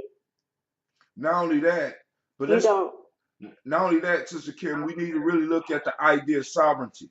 See, because I have people that talk to me about sovereignty, and I'll be trying to be respectful because but how can you maintain sovereignty if you can't defend it? Sovereignty in this planet has to be defended. So if I'm an individual and I become a sovereign individual, who the fuck gonna respect my laws? Everywhere I go, I gotta I'm sorry. Right, Kim, because that's why I was saying, like, my son has been getting into that. Someone has said something to him in jail about the sovereignty piece. And that's dangerous. You're gonna get killed. And I'm like, I'm not trying to rain on your parade, son, but he's like, well, he said he got out of certain cases. But this is the thing, but he in jail on them to make the decision. And if they decide today that, you know what, like I said, what you gonna do to back it up? Because I've seen cases with a judge like, I don't care about all that. Let me tell you something, and this is a true story. I was in Ghana, somebody stole my passport. Now, I walked up to the embassy. At first, they thought I was a Ghanaian. I opened my mouth. They understood that I was American. They opened the goddamn doors, let me in. I got all my shit right away. Now, if I'd have went up there as a sovereign citizen, actually, if I was a sovereign citizen, I wouldn't have had no issues. We all done seen movies where a motherfucker with those special passports because they represent their country can actually murder a motherfucker and get away with it. Oh, diplomatic passport. Diplomatic passport. Right. Diplomatic immunity. And we got motherfuckers running up to us talking about sovereignty. How are you gonna be sovereign when you can't defend that shit? Yeah. I remember when I was in Brazil. That's somebody who doesn't understand. They don't understand what it means to be a citizen. Because for the most part, they don't understand what it means to be a citizen because as African Americans, we never tapped into full citizenship. So we running around not even understanding citizenship because we don't really know it. So that's our job is to shake them up, explain to them, get them out of their fog. No, you need to focus on becoming a full citizen in your country. Stop this other talk. That's all you need to do. When I was in Brazil, I stayed in a favela. I was walking through the favela one day, and then the police came through. They was looking for somebody, and the police out there carry like choppers. They carry big guns, all of them. So they looked at me. You know, I got dressed. I probably had my shirt off and just some shorts and some little whatever shoes. Just looked like everybody else. So they came around the corner. They saw me. They pointed a gun at me. I said, Americano. They dropped some guns so fast. They heard my voice. They just heard my voice. Like, and they dropped that shit. So fast. Like they and that's exactly what. Oh, shit, don't tell nobody that we pointed the gun at you, please. Listen, that's the same shit when I walked up to the embassy. Means. That's the whole point. They know what it means. But we know in America, we don't have full citizenship, so our babies don't get to understand what it means. But those police understood. He treated you like a white boy. Unlike Americans in the United States, the police officer, they're not going to treat you like a white boy because they know you don't have full citizenship and they don't have to. And there's no consequences for them fucking with us. And all we got to do is operate here. All we got to do is start operating and having the discussion because the issue is we've been so used to trying to make people feel comfortable that they feel they could do anything to us here. You know what I'm saying? And it's like, yo, when you start making people feel like there's going to be some consequences, when you start making people feel like, hey, we got to address their issues because as citizens, your elected officials have to deal with you. She gonna be boiling hot water. So, no, I agree. I agree, but I agree with you, but at the same time, I empathize with our people. We don't make people feel uncomfortable because during that uncomfortable stage, they still have more power than us, and they can make our lives more uncomfortable. We can lose jobs. Yeah. We can get put out of home. Yeah. Our kids can get kicked out of school. Yeah. Like we can be denied health care. We can go to jail. Like they can make our lives very uncomfortable. But now. And that's part of the reason why we don't do it. I'm not saying Right. I say we should, but I'm just saying we need to be prepared for the real uncomfortableness because the people who have the power, they can really make our lives uncomfortable. Now, and I'm on now. And that's the part that really is hard. Is what we need to do, like you said, because it's going to make it real comfortable. And that's the part that I have to admit, even for myself, that scares me. I don't like to see in the process of making them uncomfortable. Now you making me uncomfortable, and you done put me in jail for 25 years. So now my fight is done. I can't even help no more. Yep. The thing is though that they making it more uncomfortable for us anyway. So like I think it was Hatin I was just talking about the other day. Like when these new tax whatever that Donald Trump did, that I don't know how to articulate that whole thing. I'm not that versed, but whatever the tax incentive or tax reformation, when that kicks in next year, I believe, then we're going to be disproportionately affected. Listen, we're going to be disproportionately affected. Yeah, and so they're putting the squeeze on us. There you go. We have no choice. Like it's conflict. It's been a military conflict. We're just now combating military conflict. No. You know what I mean? So they're going to continue putting the squeeze on us. And I'm like, they are. No, we can't run away from the squeeze. Our problem is we got individuals. Like this is my thing. Most Black people nowadays are scared. We all have our moments of being scared, but some of us are always scared and always walking on eggshells. So they're not going to do anything to bring the uncomfortableness their way. It may come, but they're not going to push it. But this is. Go ahead. No, but I was just saying, and the few of us who aren't afraid to push it, then we end up taking the brunt. See, but that is a fact. That is the fact for all people who bring change. It's never the whole group. It's the small group that understand this shit. My issue is, of course, every Black person is not going to be able to make people feel uncomfortable, but some of us have to be put in a position to be able to do that. Martin Luther King, Malcolm X. See, the beautiful thing about the organizations that Martin Luther King and Malcolm X belonged to were they were community-funded organizations. The Nation of Islam allowed the ministers to live so that they could speak the truth. The church allowed Martin Luther King and other pastors and other people in there to live and be able to speak the truth. So as far as what we are, we have to start developing circles where we at least have one or two individuals that can speak truth to power. You know what I'm saying? That means, like I said, that's why I say it's important for us to form a staple, because when you get a staple where certain things like, I'm not buying that from anybody else but y'all. If it's nothing but shea butter or something else that we decide as a people, we're buying it from ourselves so that we can fund individuals so that they can actually be able to speak truth. You got your job. You entrenched with white folks, and you can't make them feel uncomfortable. Yep. But I can shake the cage from the outside, and that's how it's got to work. That's how it's got to work. Because, it should. I mean, in the perfect world, but the Black world ain't perfect. No, I don't know no world that is. We live in an age just sell out.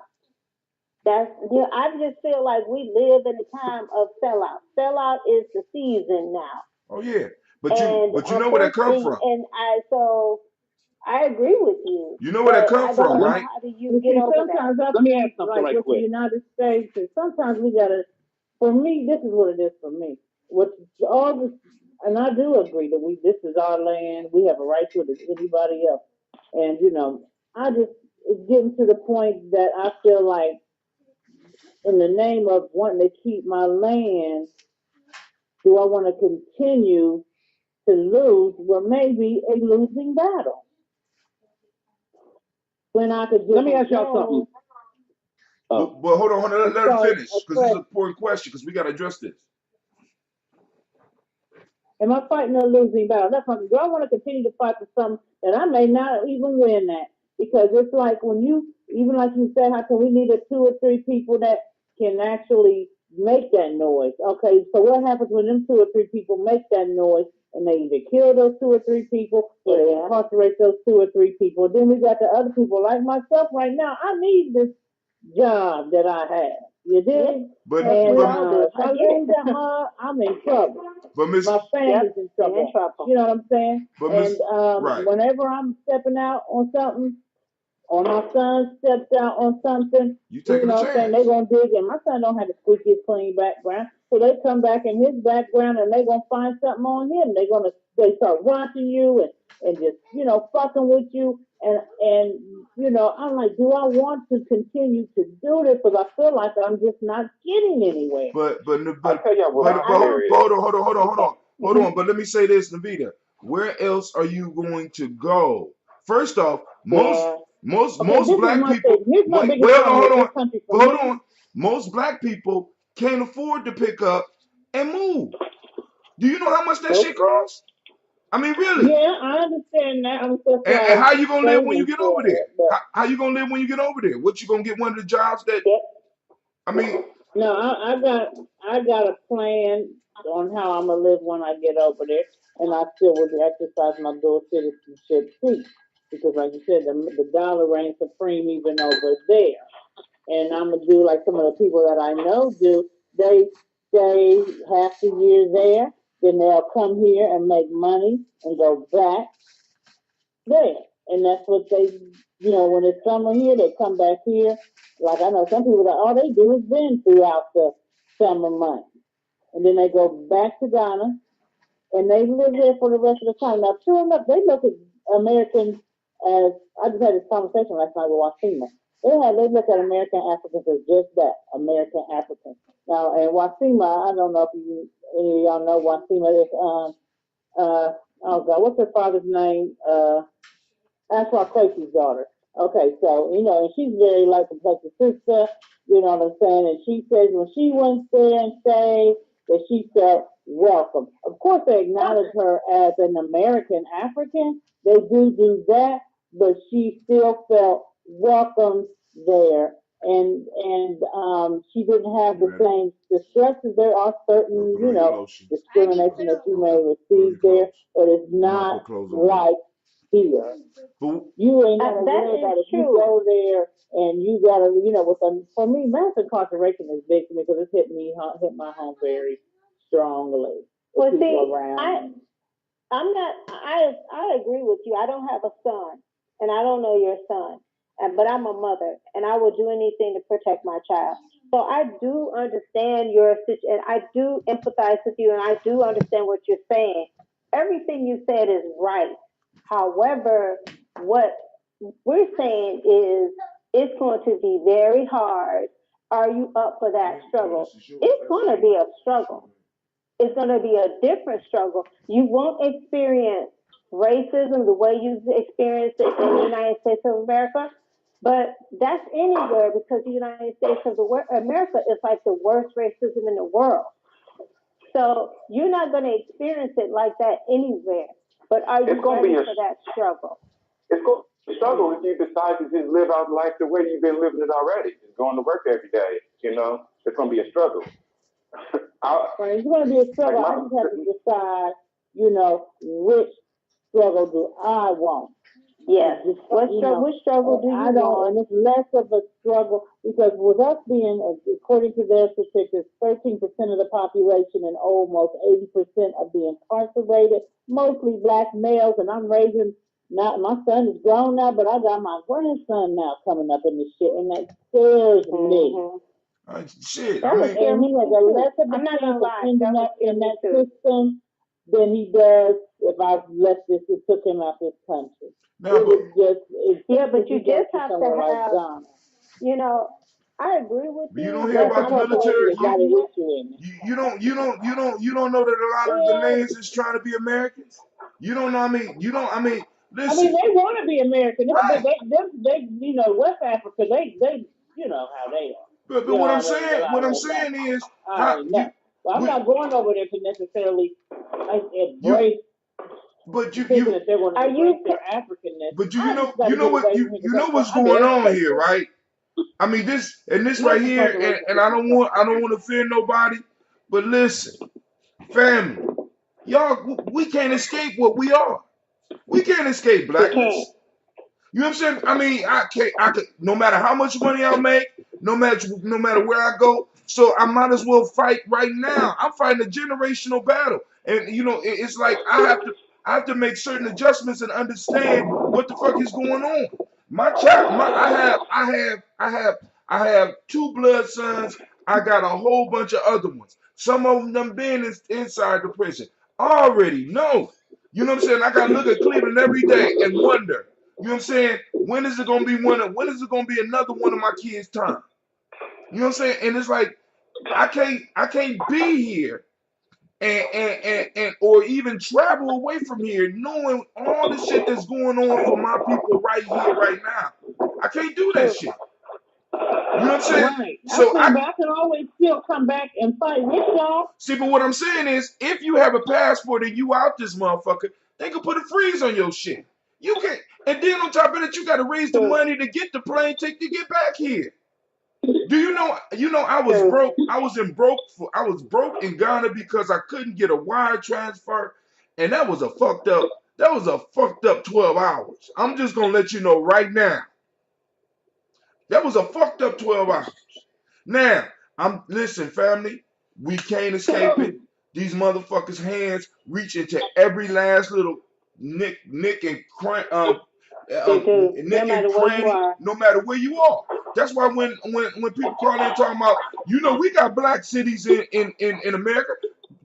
Don't tell me that shit. Tell me where it's at so I can go see that shit. I want to see how it's working. How is it operating outside of this system right now? I want to see it. You know what I'm saying? What I'm saying is we're going to have to fight no matter where we are. And I'm like this. I know some of these cities, just in case they coming at me and stuff like that, boom, boom, boom. But then also I know niggas in jail already too. So shit, what the fuck?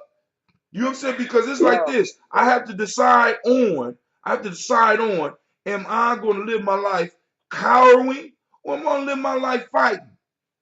How am I going to go down? At least I could choose that shit because I'm in a generational war. And I know that once I die, I'm coming back to this motherfucker right back in the same bloodline. And it's my responsibility to leave it better for them than it was for me. I can't escape this shit. Yo, so kind of want to just for perspective. Realistically, I was born in the Philippines. On my birth certificate, it says Travis Air Base. Okay. My mother's from Bangkok, Thailand. The thing is that what I want to inspire is just understanding the institution of racism. Because no matter where my mama's from, because of where I'm at, I get treated like you get treated. You understand? Mm-hmm. Now, what I want to ask all of y'all is how many of us that are here, what do you think? How many of us, what percentage are actual descendants of slaves? What percentage were actually here before Columbus?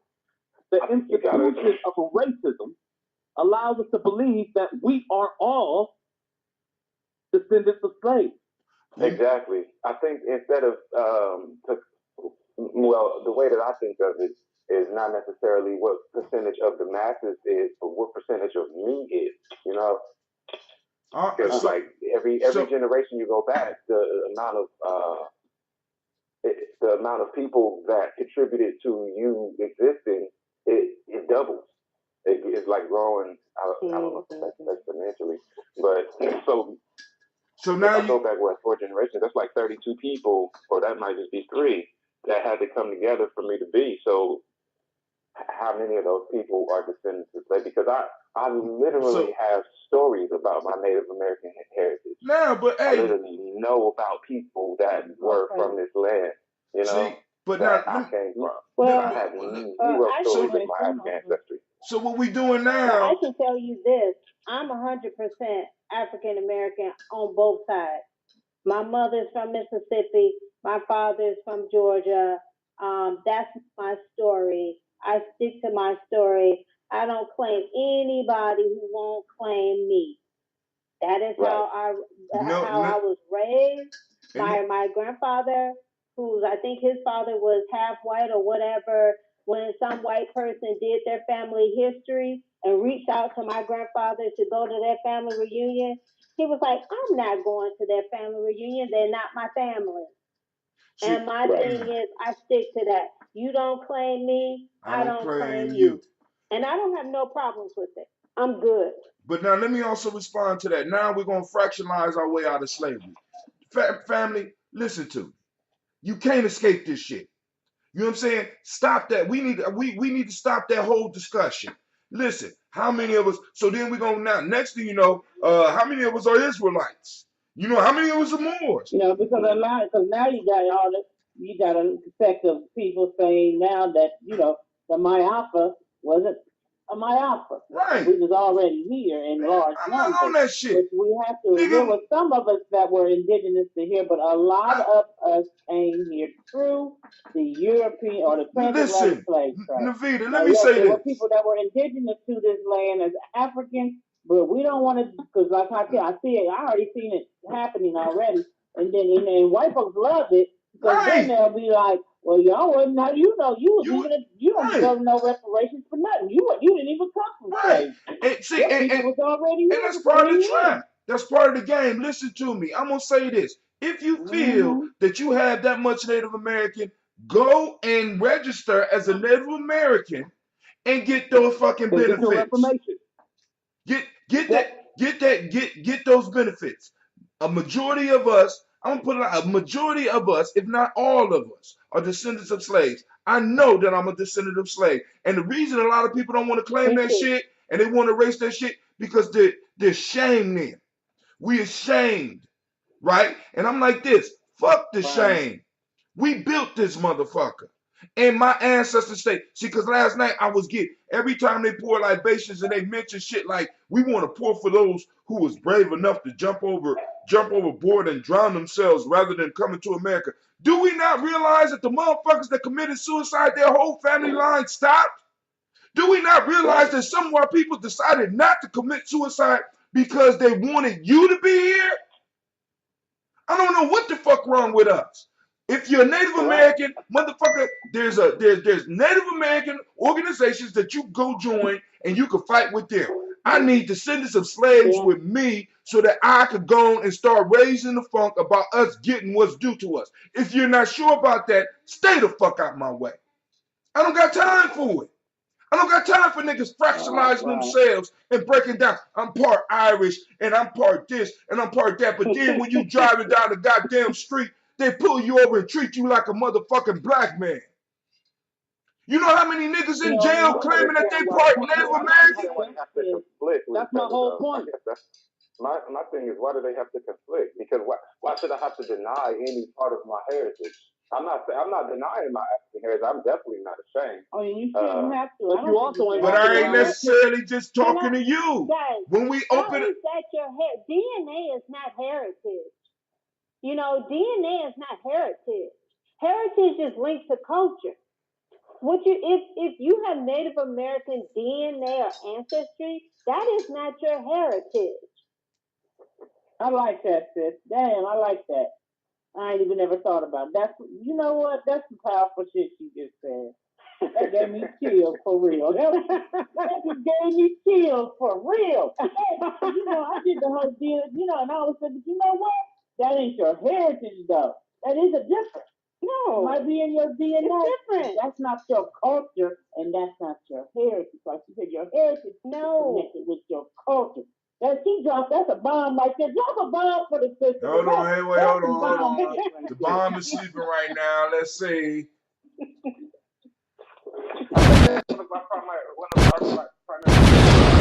Hold on, Quincy. Hold on. The bomb just dropped. It took a couple seconds. Yeah, that was I'm gotta start using that. I'm gonna start using that right here. See, because and Quincy, I need you to understand, bro. I know who you are. I'm not talking to you.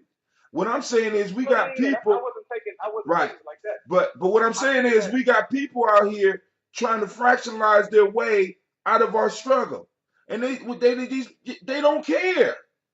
They don't, matter of fact, you know the game is now. They're replacing us. We don't even realize it. For a fact. We don't even realize that the game now is to replace us.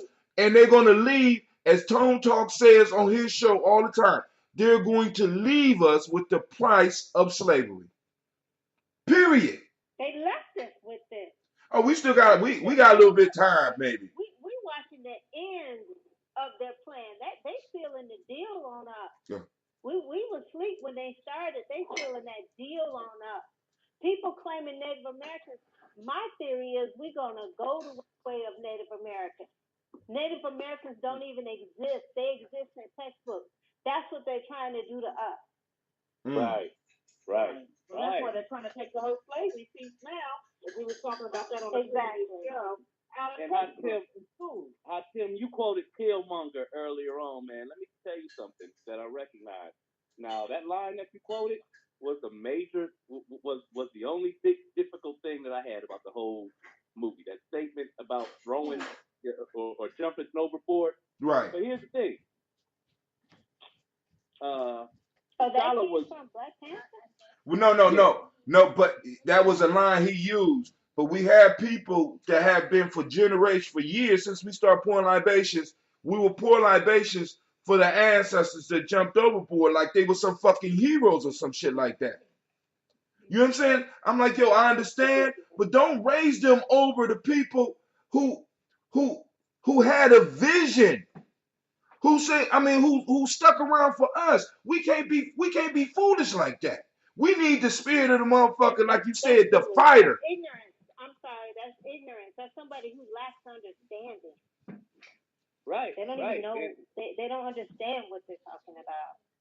I mean, I could pour for the winches that were thrown overboard because they were not, by the master wasn't useful. I could pour for anyone who was thrown overboard, but here's the piece, and this is the piece I wanted to get to. T'Challa was more upset about Killmonger being left, and y'all talking about being left with the price of slavery, and that we are left. Piece is that in that we are Killmonger. So in that sense, I feel like it. But you look at Killmonger, that wasn't his gripe that he got left. He knew what his inheritance was, and by any means necessary, he was willing to die for it. Well, we ain't willing to die for nothing. Well, I'm willing to die. So this is my fear. I'm willing to die. I would die. As a community, we not. But I'm like, will I just have? Because I look at my life as a great opportunity for my people. You know, I mean, just from so many perspectives, I have the space, I have the opportunity to not have to be locked into some of the processes that the masses of us are locked into. So I have a little bit of freedom of movement that Sasha, got on your clothes to everybody. Find some socks. So if I do socks. I gotta go get my drastic things, make a type of noise that could potentially make me a target and get me killed, will I just die and at the end? And not just that, I think Martin Luther King is rolling over in his grave with how his legacy is remembered, you know. So I'm like, will I be pacified? Say it again. I said, who controls his legacy? Dominant culture controls his legacy. Right. Oh, that ain't even a half. Hold on, time out. This is something that I stumbled across, and I need for one of y'all to confirm it. You go to martinlutherkingjr.com. It's owned by the Klan. MartinLutherKingJr.com is owned by the Klan. No, I'm not. And you said you can or you cannot confirm that. No, I've seen it with my own eyes. It was, researched it in English class. It is the truth. The information that they put on that site, you can, and the reason why we're talking about it in English class is because we're looking at, looking at reliable sources. And if we put these sites on as part of our bibliography, it is our responsibility to research that site and know who's the owner of it. Right. The Klan owns that, and what they want young America to know about MLK. I mean, and even blatant lies, they are addressed on their website. So it's who controls his legacy? Yeah. Okay, well, I'm gonna hang up and listen, Hakim. I need to talk to you after this show. Oh no! All right, your giveaway gift. Oh, cool. Hey, check this out. So I'm thinking about sharing a movie for the last night of Kwanzaa. Not the movie you was talking about, but I'll talk to you about it. Okay. All right. Okay. Well, hit me up once you get a chance, because I'm about to go over to the bookstore in a minute. I'm off today. Oh, okay. I've been to work already, but I left already. All right. Well, goodbye. Nice talking to you. So, family. Peace, brothers. I'll holler at y'all later. Absolutely. All right, family. This is what I gotta do. I gotta pour these. I gotta do this toast and get out of here and get this card so I get my kids up here so they can catch some of the story time. The conversation was too good for me to cut off and shit. So we got a brother said great and wonderful morning, afternoon, evening, and nights, and great and wonderful awakening and revelations. We got hello from Angandanju. Wagadugu. That's Wagadugu, you? that's me. Wagadugu, okay. Oh, okay. All right, because different name popped up on us there. Then we got Yeah. All right. I used to listen to you 2 years ago. I was in Malaysia then. I do remember talking to you once. Malaysia. You said Kim? Yeah. I would like to have a conversation with you, if that's okay, because you are listening. Sure, you can friend me on Facebook. You can friend me, no problem. You guys are good people. You can friend me. And then we got Kim Carswell. Kim Carswell. Were you ever in Columbus, Miss Kim? No, I was in Chicago last year, but I wasn't in Columbus. Okay. I'm from Chicago. Okay. All right. So we got teacher, self-employed. No, I'm not self-employed. Well, there's a few Kim Carr. Can you just find me? I think I'm the only one of me. Okay, I'll look on what's your name? Kwesi Love. KWESILOW. Okay, I'll look on when I look at this again, I'll friend you. Okay, cool. Appreciate it. No problem. All right, so we got that idea, full citizenship, a great idea to pursue. He also says ask the sovereignty question of someone who has obtained their personal sovereignty. And I don't. Wow. I mean, now I don't know, because he said that the idea of full citizenship is a great idea to pursue, and I'm like, yo, I mean, like I said, I have been waiting for somebody to call in or to talk to somebody who have got their full sovereignty and is living their life. You know what I'm saying? But I haven't ran into anybody yet, and I could be wrong. Maybe they just quiet about it. I don't know, but I haven't ran into anybody that did all this paperwork and got all this immunity and stuff. I done heard about people arguing people down about traffic stops and shit like that. But I done seen a nigga talking himself out of many a traffic stop. So I think it's all about confidence, how you deal with the people. Because I got my license to carry for one, so I just got a speeding ticket the other day. I dealt with the cop. I handed him my ID, both my IDs. I mean, obviously, he was out there with the scanner. So them cops typically are pretty, they just want to give you a ticket and carry on. It's very unlikely that's going to be a event coming from the guy out there with the laser because he just want to give more people tickets, make it as quick as possible. So that happened. He was, it was a respectful exchange. And get upset. He didn't get upset. It was all good. About 10 minutes, I'm on my way.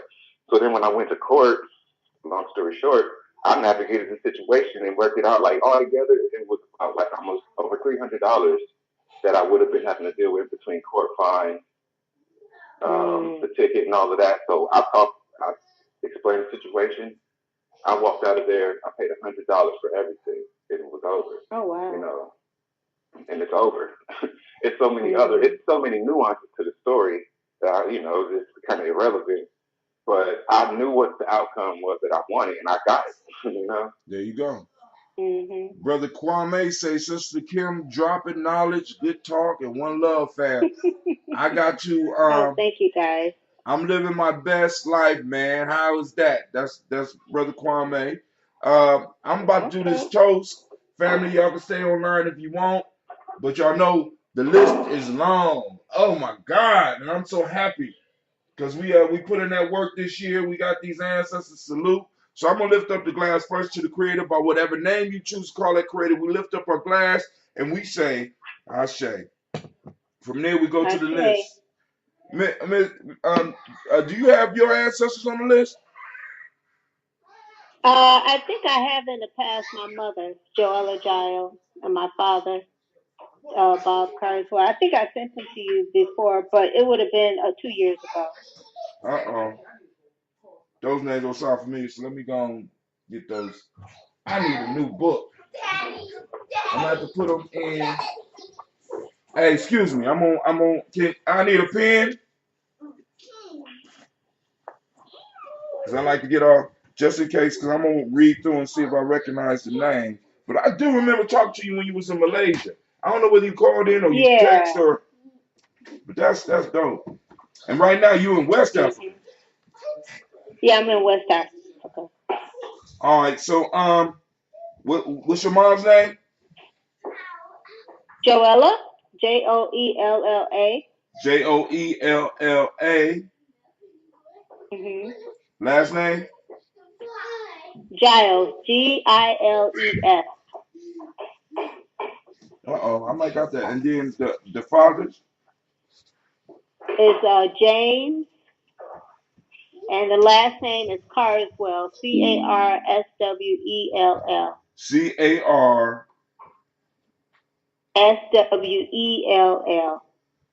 All right, I might have to go through.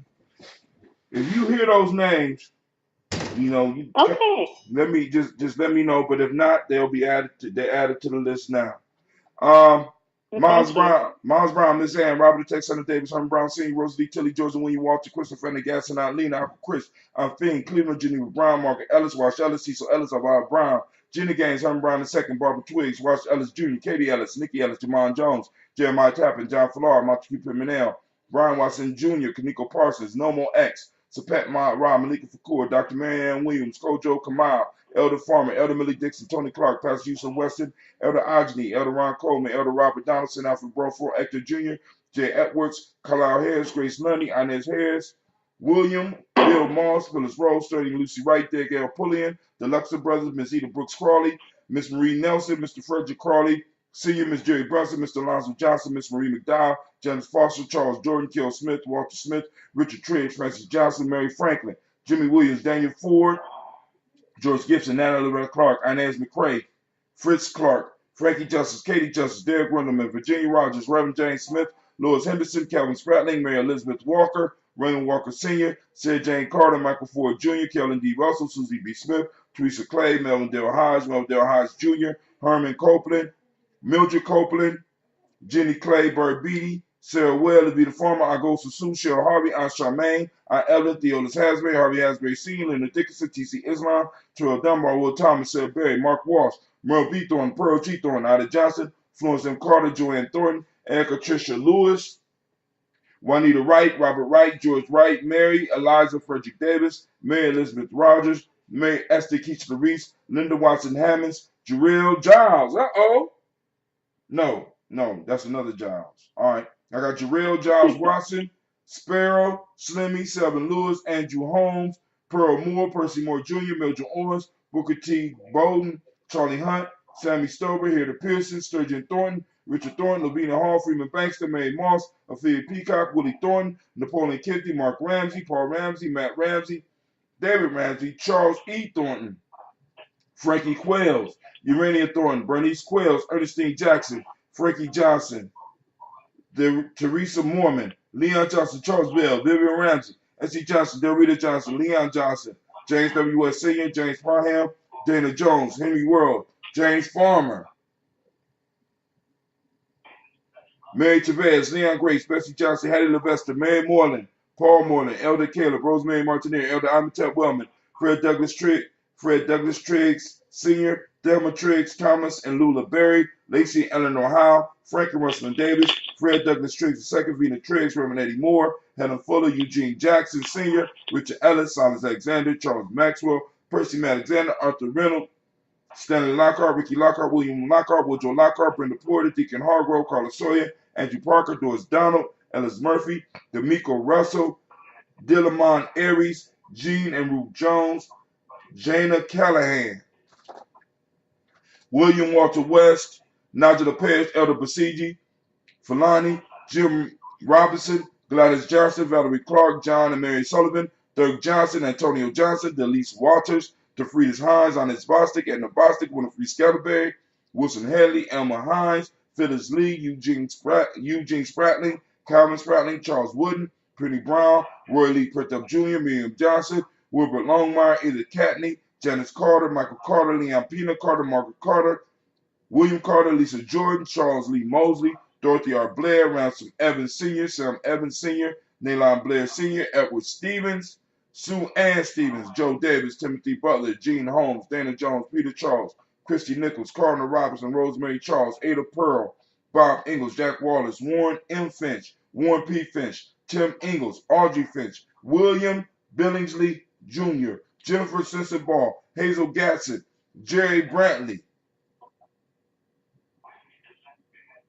Jason Kathy Bradford, Thomas Bradley, also known as Akabuki, also known as Gypsy, Reverend Roosevelt Word I, Stacey Trice, Frank Smith, Mother Bertha, Michael Leonard, David Brown, Ruth Carter, June Cox, Ruth Cox, Paula Cox, Ronald Irvin, Judy Hubbard, Irene Johnson, Francis Booth Jefferson, Dan Wilkinson Sr., Emma McClendon, Jerry Doyle, Amina Robinson, Mary Nichols, Patricia Williams, Shabaka Teray, Greg G2 Gibson, Donna Hill, Richard Gleavers, Lee Irby, Tommy Irby, Boy Irby, Jim Gaucher, George and Haley Johnson, Archie and Margaret Armstead, Diane Scott, Erica Armstrong, Claire Fox, Gene Evans, Archie Beck, Anna McGill, Charles McDaniel, Christine Cottrell, Becca, Alice Arnold, Arthur Arnold, Hattie Reed, Charles Reed, Eula and Andrew Baker, Patricia and Edwin Brooks, Gwendolyn and Bob Hatch, Kimball Vernon, Bradley Kim, Janie, Harry Tubman Cates, Spencer Sturgis, Sally Mae Baker, Ethel Baker, Creola Baker, Geneva Baker, Aaron Eno Baby Hatch, Hatch Sr., Mally Miller, Hosey Hatch, Dad Cleveland, Mother Gibson,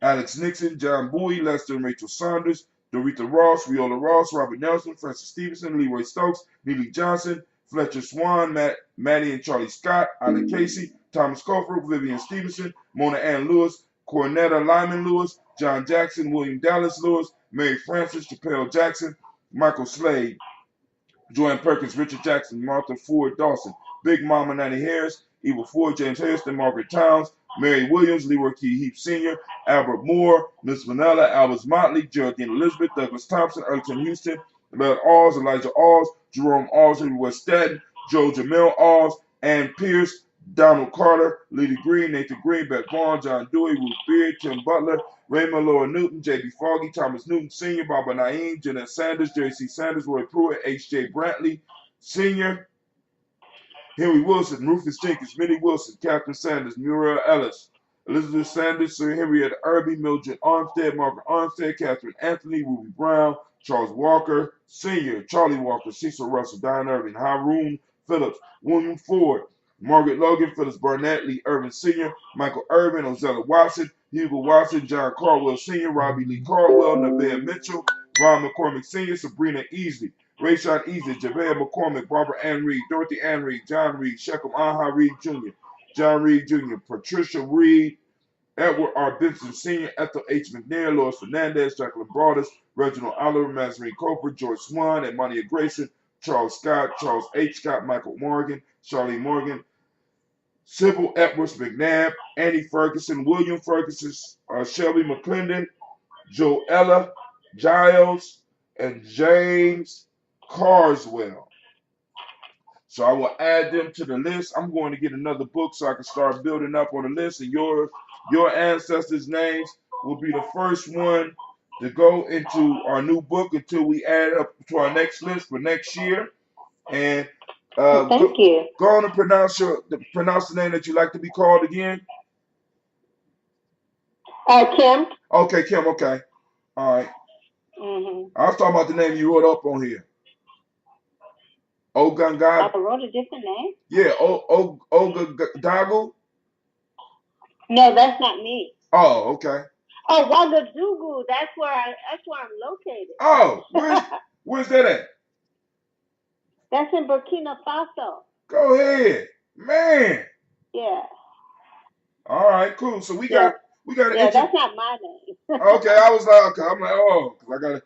All right, so I will be, because as you, I don't know if you can see, but my book is falling apart. So I'm gonna go get me another book today, and I will be adding those names into the book, and we will be building up so that we can have 3 pages next year in the Kwanzaa book. I want to thank. Oh, my fault. So from there we moved to. We did the past, moved to the present moment. We chose the present moment. Of course, those that rock with us on a daily basis, so you know that we on Nia, but today in Kwanzaa is Ujima. So we salute the present moment because in the moment is our power. We lift up our glass and we claim our power and we say Ashe. From there, family, we move on. And you know what we going? We're going to our children's children unto infinity. If we do not fight, if we do not do what's necessary, our children will inherit dust. So we salute them in the moment, and we move to build them a firm foundation upon which they're going to stand. And we salute our children in advance. Our children on to infinity. And we say Ashe. From there, family, we move on. We go to all of our relations. We say Ashe. Lad, this toast is for you. Whatever you need, we call these ancestors. We had this powerful conversation. Family, the energy is in the room. Take it into you. Fill your cup so that you can fill others. And we toast and we say Ashe. Last but not least, I salute the most powerful, most inspiring, most uplifting, the strongest person in the room. And that's you. I salute you and I say Ashe, Ashe, Ashe. Family, I wish you peace, power, joy, and 100 years. And I will see you in 24 hours somewhere around here. Give or take a couple of hours. But thank you so much. This was awesome. You have a great day. Okay. Man, I got an international call. Yes. All right, family. Thank you. Thank you for taking the time. Y'all have a great day, and I will see the rest of y'all at Kwanzaa's. The names are on. Oh, and hey, and sister, we got brothers that listen in regularly. Brother Kwame said those names ain't on there. So we got people that recognize, because like I said, I didn't recognize the names, and I want to make sure. And like I said, it was a mistake of the mind and not of the heart. So they will be on the daily toast list. So use that energy over there in the Burkina Faso. Okay. Okay. You have a great day. All right, family. It's been a great conversation today, y'all. I thank everybody that took time to call in, to comment, all that, man. So, peace and love to each and every last one of y'all. And I am out. I got to go get my car. I'm late. Peace. Bye. Peace out. Bye-bye.